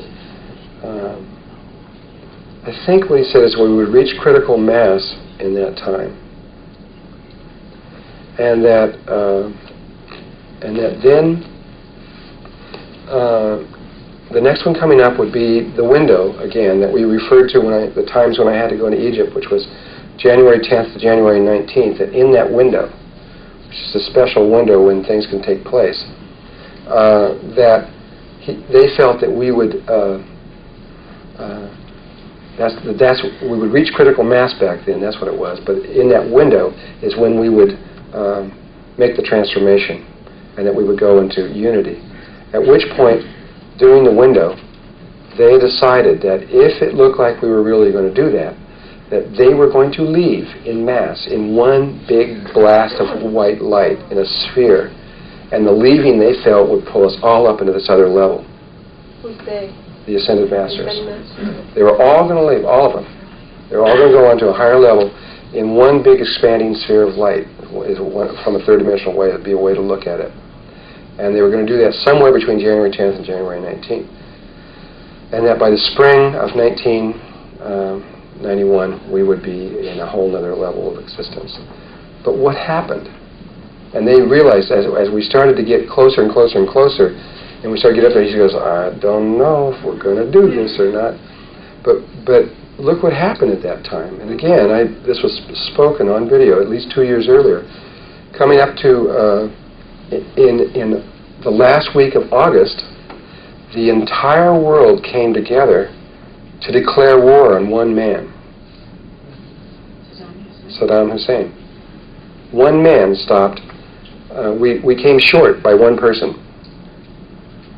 And then on January 15th, right in the middle of the window, the war began. We attacked. And which was supposed to be the time, instead of polarity, it was supposed to be the time when we would come together. They saw this right weeks before. They said, I don't think we're going to make it. And so they changed their plan. They held back. And they didn't do it. They held back and they waited. And they watched what happened. And then by the spring of 1991, we had reached another level in a way, but we did not, it was like a kind of a dud. We didn't quite make it. But we did reach critical mass. That's what's weird. That was what was really weird from higher levels, is that we reached it. We had 500 million people that were connected to the Christ consciousness grid. People who had opened their hearts and made changes in their beingness that in such a way that there are certain changes in their emotional, mental, physical, spiritual beingness that they would go through. They had made it. Though we hadn't lived it yet, they had reached that place. They had connected with the grid. They had made a commitment, you might say, within themselves to go into a new way of being. And it should, by all rights, take place. Didn't happen. And the numbers kept growing and growing and growing and growing, and way past critical mass, and everybody's sitting here going, well, don't know what it means, you know. All we know is that it's not happening, but it should happen, but it isn't happening. And then the critical mass grew so great that by January of 1992, this is what I started to say, more than half of the world had decided that they'd had it with the old way, and had decided in their hearts that they wanted to take a new path. And yet, we had not, it wasn't igniting, it was doing something totally different. It was like a growth pattern or something. And so, however, because we had reached more than halfway, in other words, the light was stronger than the dark, at that point, the Syrians decided that we should be given our power back because the light was now in control. And so the programming of the earth, in other words, how the events take place in the world, were given back to the earth. And so since January of 1972 and until now, what occurs on the planet is up to us. Completely up to us. Whatever we think and feel, if we could just understand the nature of the situation, if enough people could just understand the power that's there right now, it could be changed very, very rapidly, because it's really real. This is important to know something about the balance of power and the nature of the dark and the light. Remember, Jesus said something a long time ago. He said, "Resist not evil." And people interpreted that in all kinds of ways. My interpretation of that is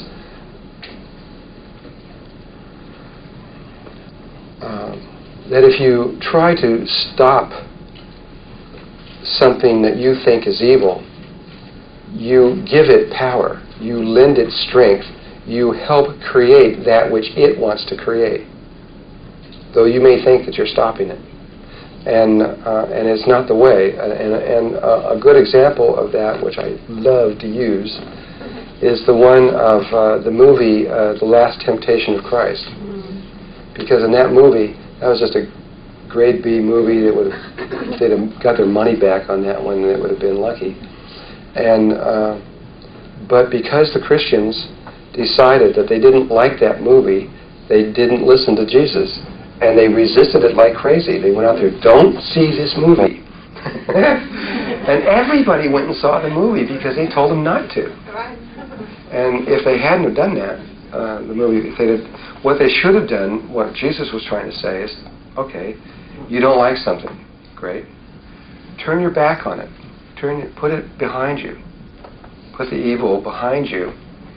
And turn into the light and create that which you want to see happen. So if they really didn't like that movie, they should have said nothing and went out with all that money and all that energy and made their own movie the way they really wanted to show it. And that would have been a far more powerful statement. Instead, it lent power to the darkness.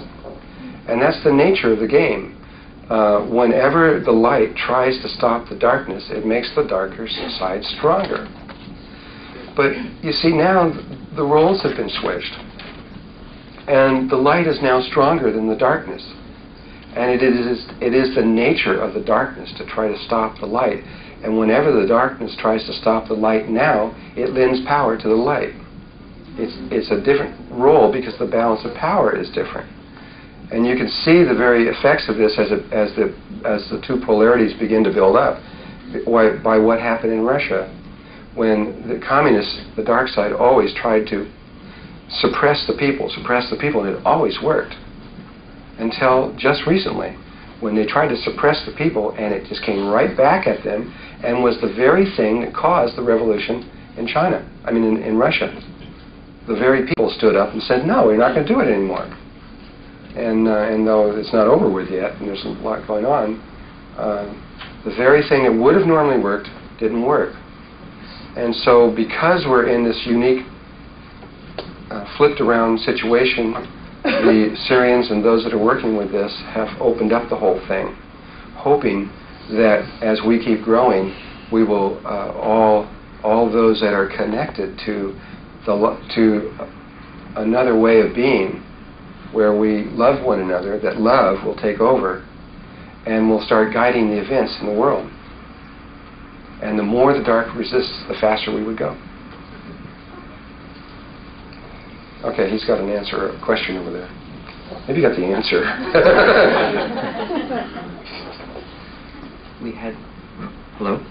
We had this somewhat heated discussion the other day about technology and its dangers and the possible value during the transition period and its addicting nature and all of that. And here we have a case where very sophisticated technology is being used in an interventionary manner to assist revolution instead of to addict us further.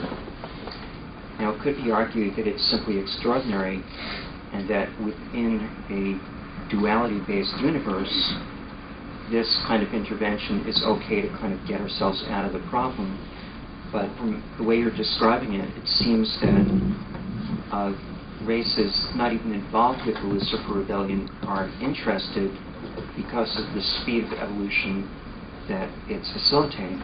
And so the question is, this is a question, is, to me that seems to validate the idea that if technology is approached in a balanced way, where the heart is used just as much as the mind, at least in this transition period, it might be appropriate in some forms.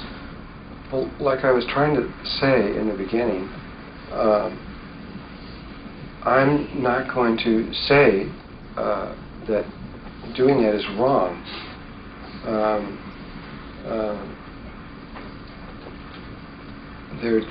It's just personally, my own personal thing, I have chosen to go in a totally non-technical possibility way.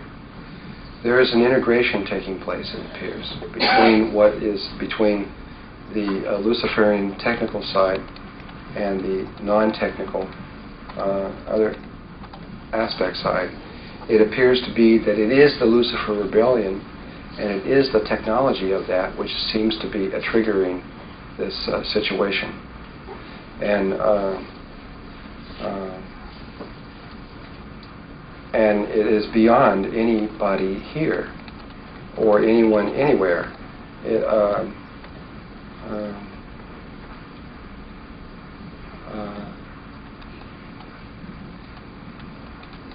Everybody has to, I think the most important thing in all of this, and this is the real crux of it, is that a lot of the technology, like what the Greys had, there was no heart. There was no feelings or emotions. But and what you're implying here is that if technology could be used with a heart, with love, that there may be a way. And the Syrians appear to be demonstrating that. I mean, the Syrians are our father. We are deeply embedded in the Lucifer Rebellion. I mean, I'm sure Christians wouldn't even want to consider that. People who are, like born again Christians and things, that we could possibly be part of Lucifer. But we are in here. And I'm not trying to stop. Personally, I don't want to stop either one. I want to find this way between all of it in the whole thing. That there's got to be some kind of path that can satisfy the needs of those that have taken that path and those that have not. And more than anything, I'm just watching. I am teaching the Merkaba stuff because that was one of my instructions on how to do this. Because right now we're way out of balance, if you want to look at it that way. You have almost 100% of the people here totally involved in the Lucifer thing, and there's nobody balancing out the other side.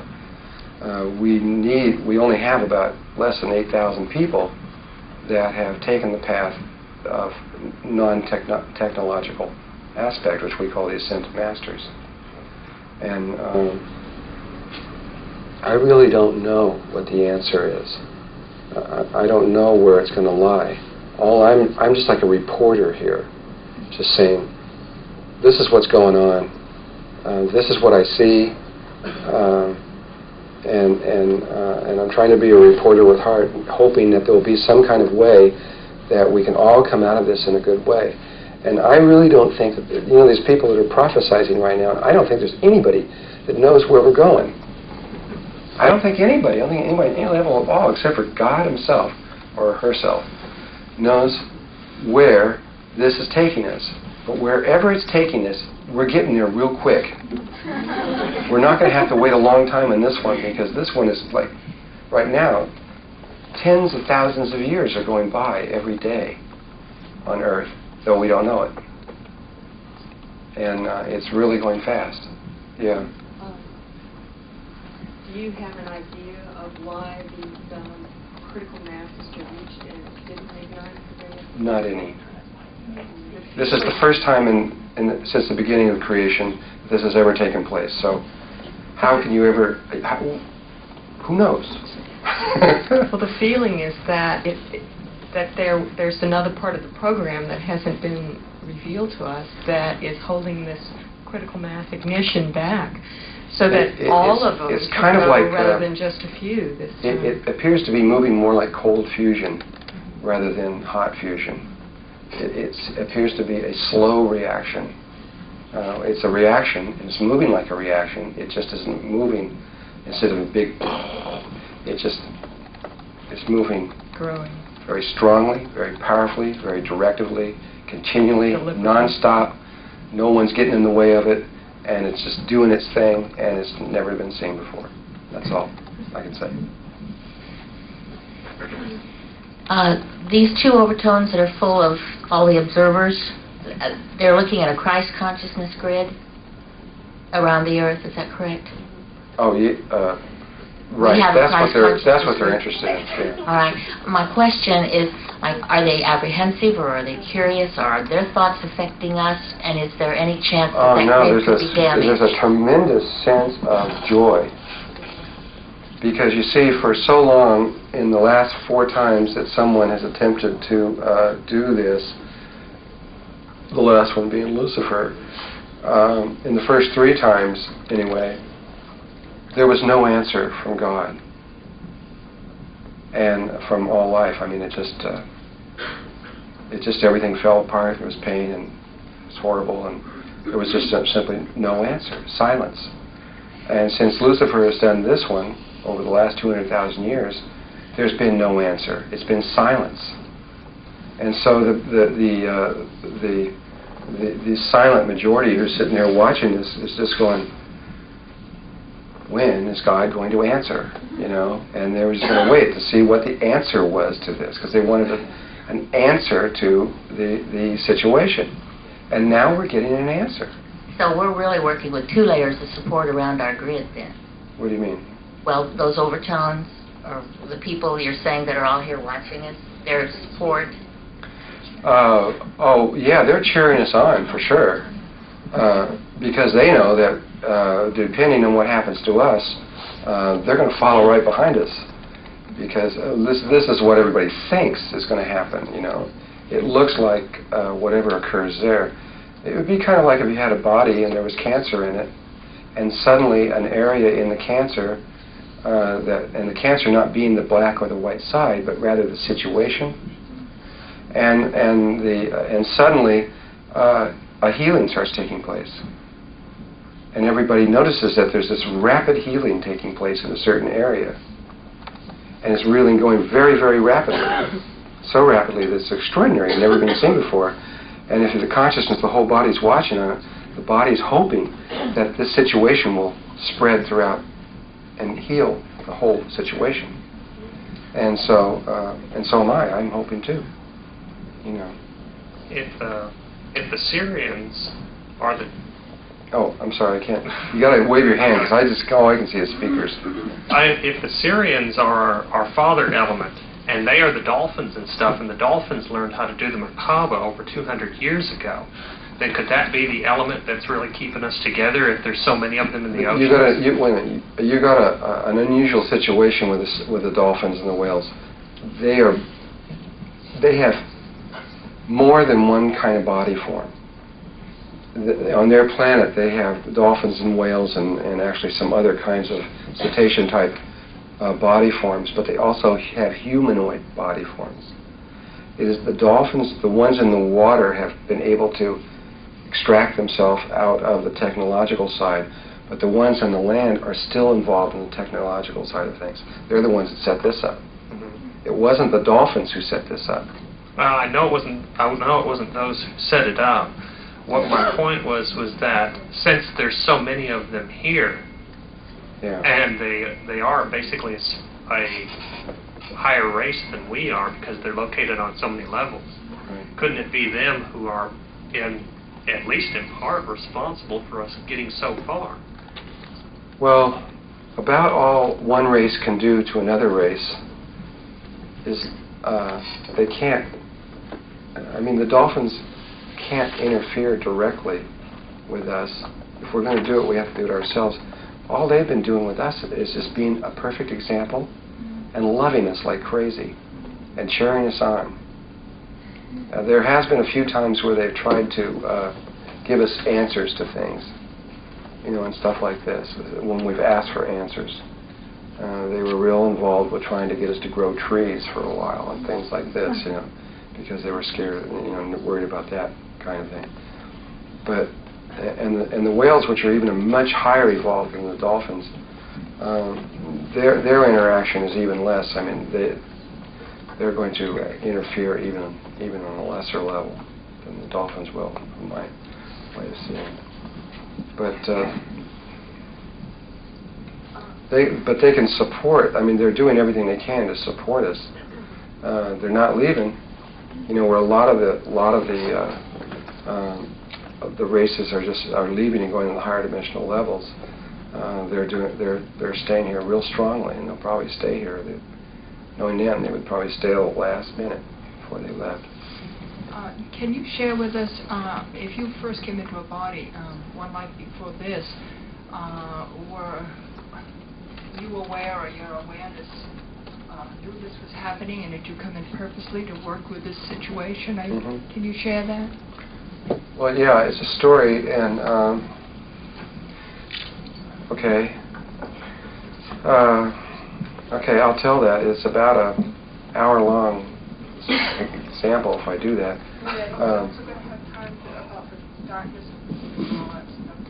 Well, in the what? It doesn't matter. The what? When we get to that point, if there is a dynamic about staying in meditation. Well, I need to talk to you about several things yet. I need to talk to you about healing, and about the higher self, and about the actual moving into the next dimensional level. Those are the areas that I need to do. And my feeling is that maybe I should get the work over with, and then I can tell the story.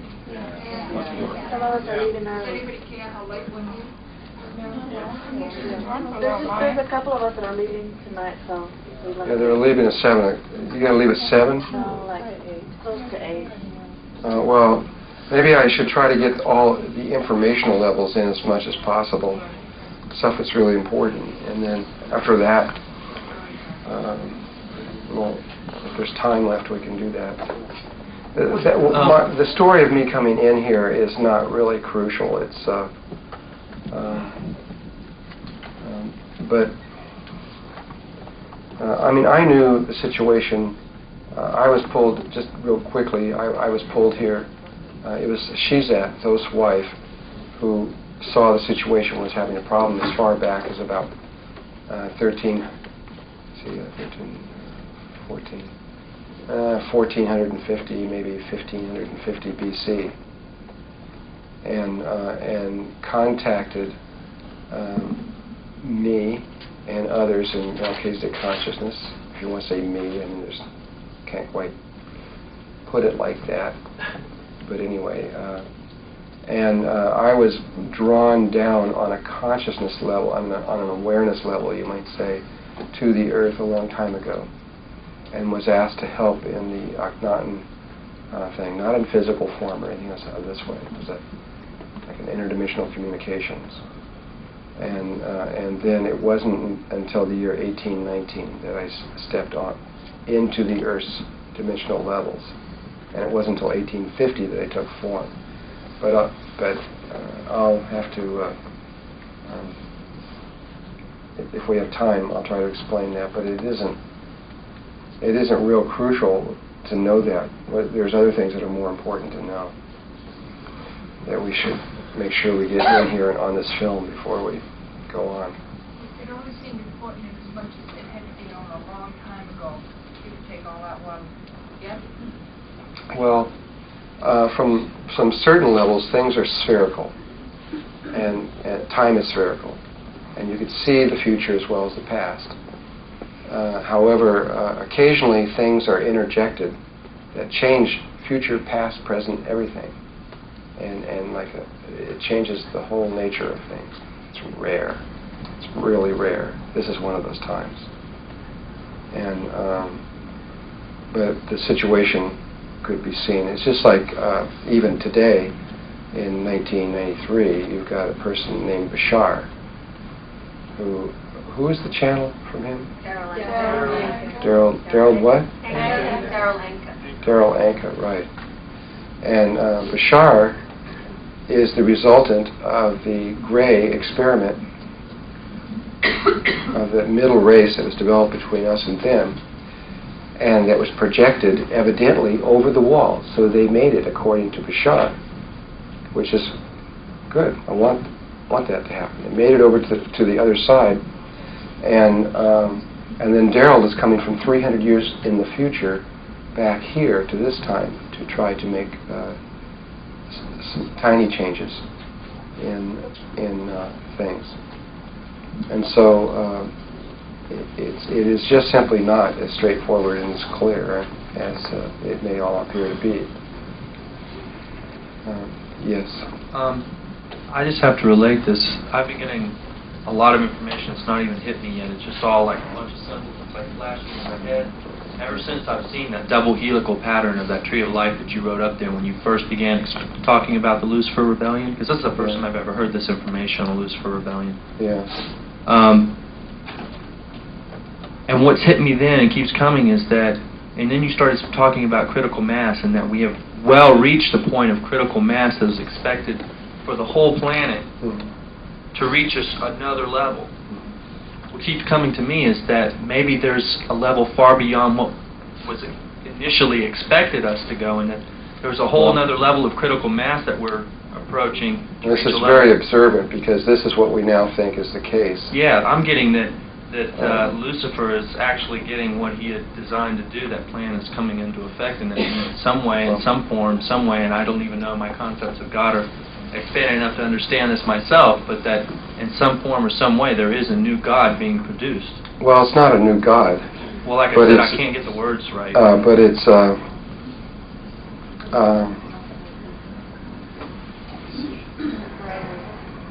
we now think, see, originally when they set up the grid to just put us back onto the orbit again, their intention was just to put us back from the third to the fourth dimension, and that is all that we would do, and that was all it was planned to do, and it was all it was supposed to do. But because of this speeded up thing, that evolutionary pattern that was set in there, it threw this whole thing out, and we're going so fast. Then it looked like, at one point it looked like, well, we're going to go further than that, and then it looked like, holy cow, we're going to go up to the fifth dimension. And everybody's going, wow, fifth dimension, man, incredible. And then it looked like we were going to go into the sixth dimension, and then the seventh, and then the eighth, and then the ninth, and then the 10th, and the 11th, and the 12th. And everybody's mouth is dropping further and further and further in all of this. And then finally, just recently, I was given the instructions on how to create the group Merkaba that would extend us beyond the Great Wall. And part of the human consciousness of the Ascended Masters made it over the wall using this information. Part of our consciousness went through the entire dimensional level and over into the next octave, which is just, forget it. You can't even talk about it. It's just so outrageous. And now it's looking like we're all gone. So the outer limits of our consciousness is already over the octave. That's right. We've already made it. We're already over there. And we're just getting And Ascended Masters are going over in groups of 32 at a time instead of making one big blast to go off the Earth and send us up to the next level, what they've decided to do is to do kind of like cold fusion. They're sending out 32 members at a time all the way over to the other side of the wall, which pulls us all up further in our awareness. And they're timing these things so that at the right moment we will keep making these leaps to go over.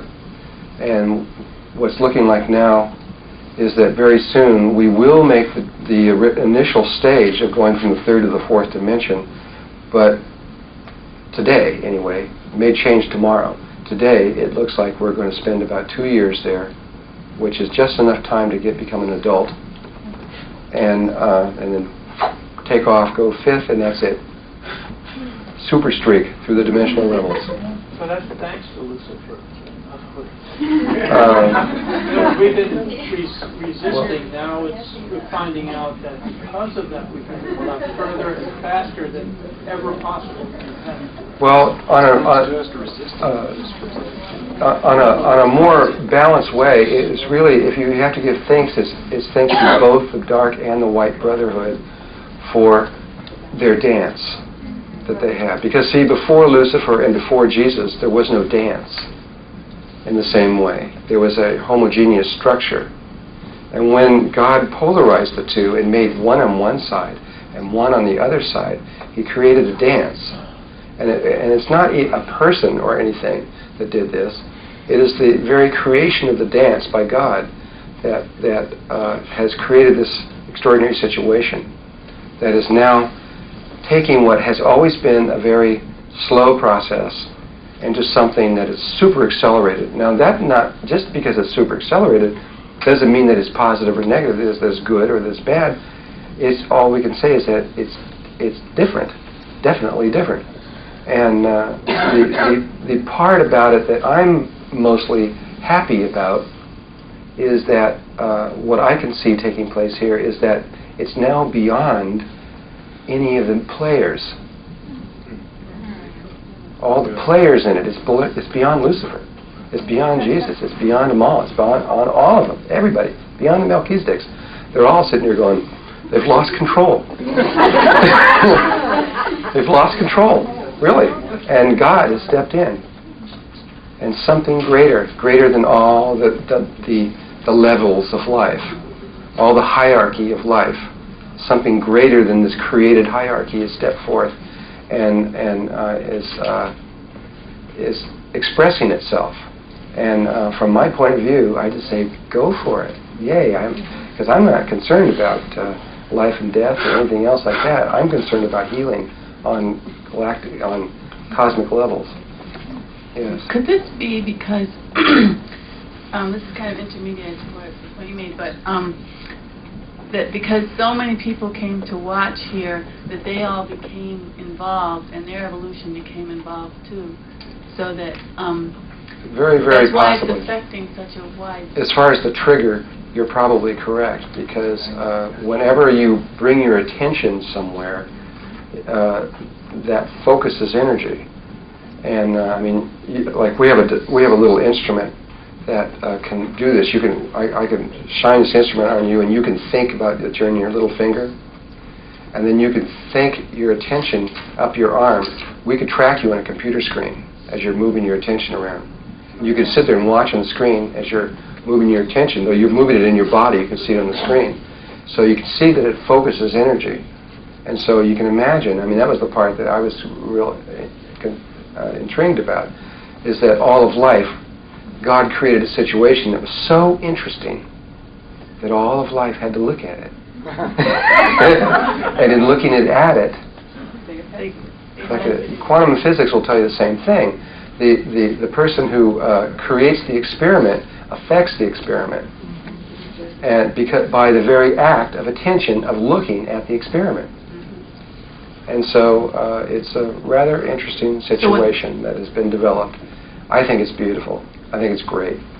So when the first critical mass was reached, it was no longer the situation because so many more that's why the next one had to be reached, because there were so many more people involved than originally. Yeah. Now, let me just say one more thing. This is why all the prophecies and everything that came in before 1972, and I think all of them without exception, but we'll just talk about ones that aren't quite so controversial, like Edgar Cayce, for example. He had over 12,000 predictions and was only wrong in one thing, one tiny little thing. And then after 1972, he went down. He started becoming wrong in all kinds of things. And the same way with Nostradamus. He was about 80% right until 1972, and then has fallen way off. And I think that if you start looking at all the predictions that were made prior to 1972, because it was before this thing was injected, they would have probably been right if things would have continued on, but time-space had been altered. And so now, to make a prediction now is really presumptuous, because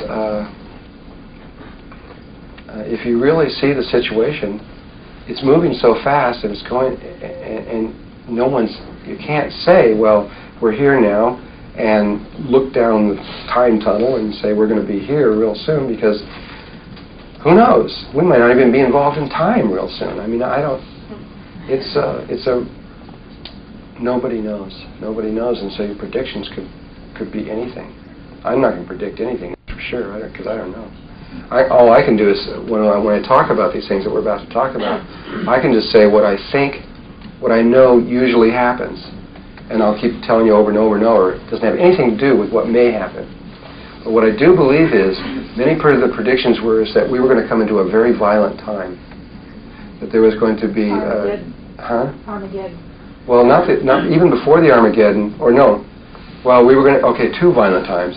We were going to have Armageddon, and number two, we were going to have whole continents going up and down and all this kind of stuff, and mass destruction on all kinds of levels. I really seriously doubt if that's going to occur at this point, primarily because the forces of Armageddon are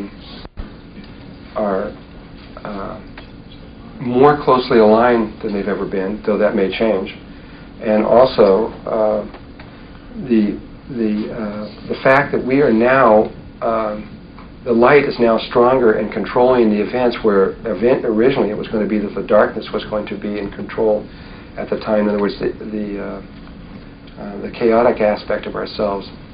And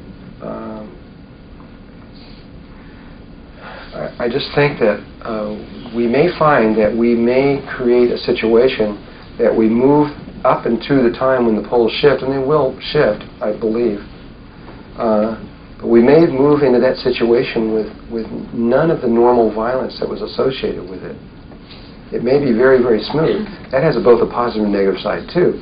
And that is that it means we might not have any warning, or very little warning. It just may happen very, very quickly. I don't know for sure. I'll try to explain all that I can possibly explain about what I know about what may happen, but Are the Syrians still holding the field?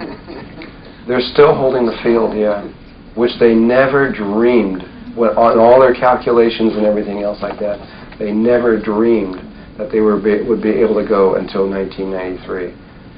They just didn't, they couldn't even conceive of being able to hold that field that long. Is it like a holographic field that one of us is really here? It's a hologram, and they are creating a separate reality on it, and not directly connected to the actual reality outside of it, from which everyone's looking in at. It's like a holodome.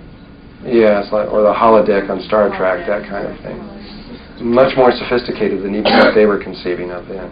So what happened to the Earth we knew of before the holodeck? This is the Earth that we still knew of then, and these are our bodies, and they're only interfering with very subtle certain aspects of the Earth in terms of right here on the surface of the Earth. Most of the hologram is extraterrestrial and in space, protecting.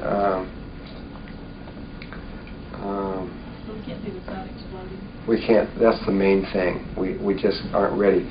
But we will have to probably we're going to get to this place where the Earth will get strong enough, and the kinds of things that we were talking about here, where we'll become every day, and we will all be aware of that, how powerful our thoughts are and our feelings, and that they create the very light worlds that we are in. At which point, we may take the responsibility of the expanding sun, and probably experience it from the surface out, more than likely, though I don't know. I can see how that we would experience this. We would accept the experience of this, take on its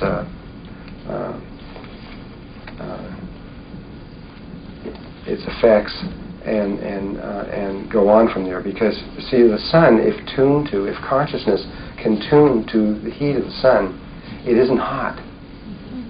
It's just light, and it's beautiful. It's beautiful. You can go right into the sun. I've done it. I've flown a ship right into the sun. I know what it is. All you got to do, and it's not just tuning the ship, everybody on it, everything. You got to tune the consciousness right to it, and you can just go right in. And the sun is not what you think. It's as infinite inside the sun as it is outside. And space is connected inside as well as outside. And the time that it takes to get from Sirius A to our sun is about 90 seconds, going inside the sun. I don't understand why the ozone layer and the rays of the sun going to the ozone layer, why is it so harmful to us? Well, because they're still they are allowing the program to continue on as close to possible as what would happen if nothing was going on.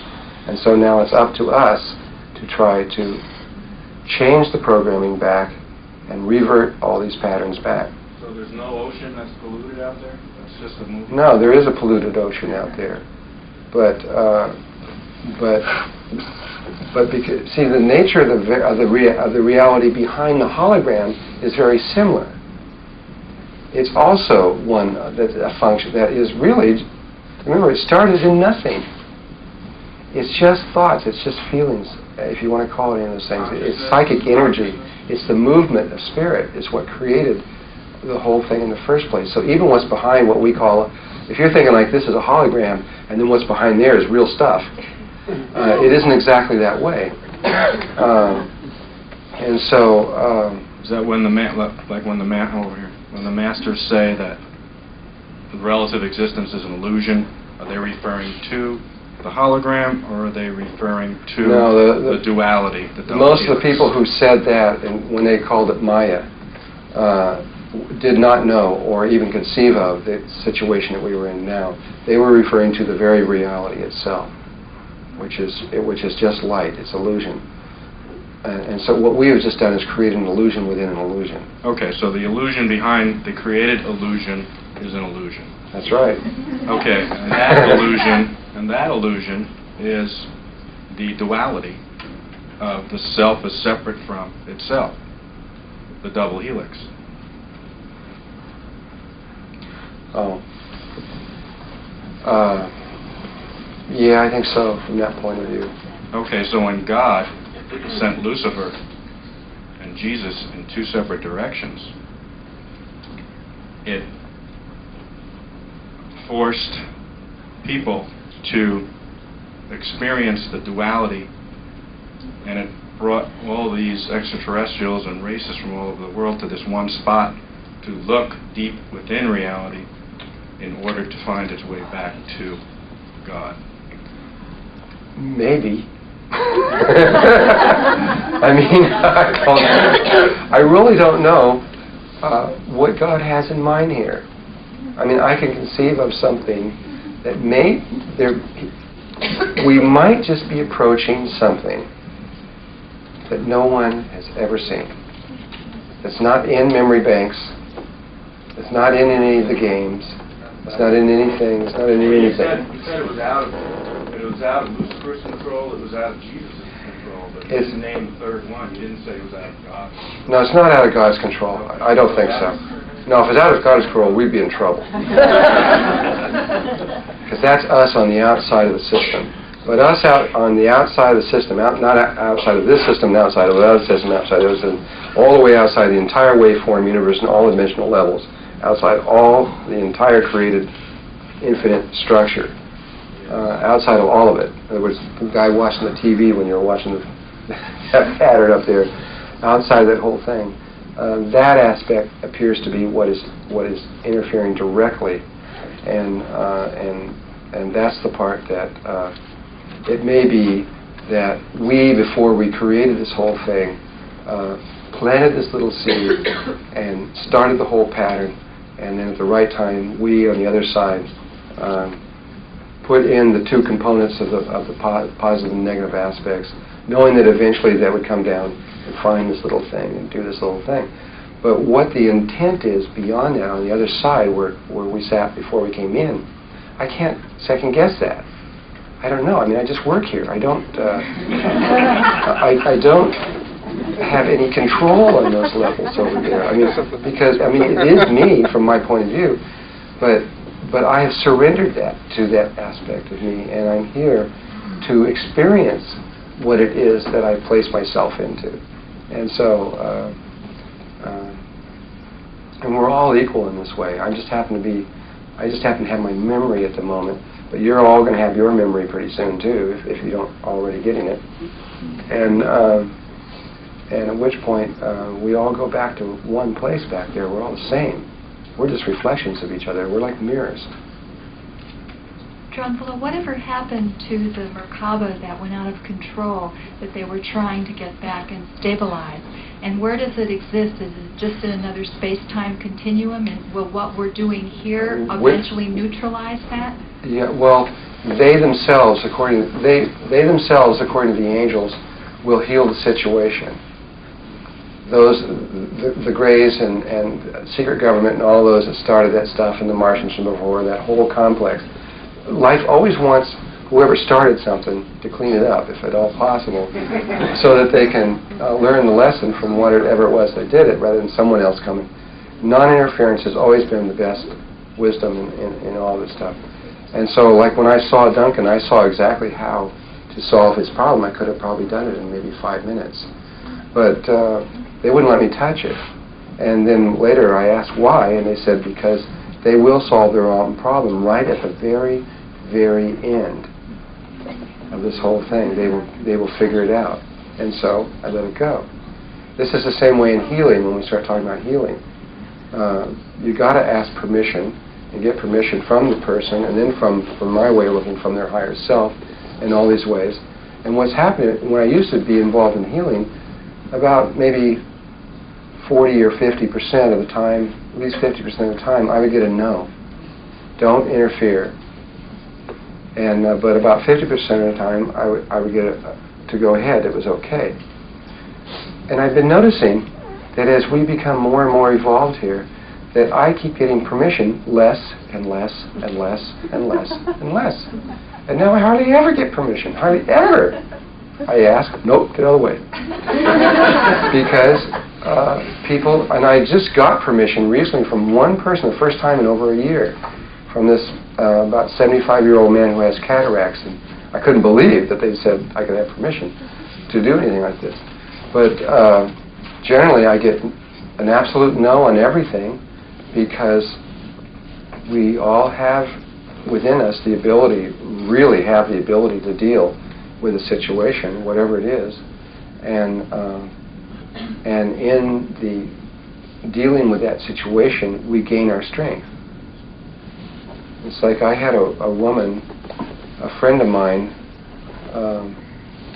who had a baby, and the baby died in her stomach, and she got an infection that went throughout her whole body, and she was going to, they gave her less than 24 hours to live, and so I thought she was going to die, and I went to her and I asked her if I could help, and she said yes. And then so I went back home to try, because so I could be quiet where I did this, because it doesn't matter where you are when you do these kind of things. And And I called her higher self in, and her higher self was very adamant for me to stay out of the way and not to help at all. I never had a higher self quite be that aggressive in that way, but made certain that I did not do a thing. And so I stepped back, and I assumed that she was going to die, because that was, I mean, it's okay to die. There's nothing wrong with dying. There's nothing wrong with that at all. There is no death. There's just transformation. It just means that person was going to leave at that time, and I thought that's what was going to happen. And everybody thought that's what was going to happen. But what did happen was she did it all by herself. She got right up to the place where she was going to die, and then it struck her that her body was light, and she just totally reversed the situation. And in like 3 days, walked out of the hospital and was really a different person. She just was completely changed from the experience. And then I saw the wisdom in why I wasn't supposed to interfere. And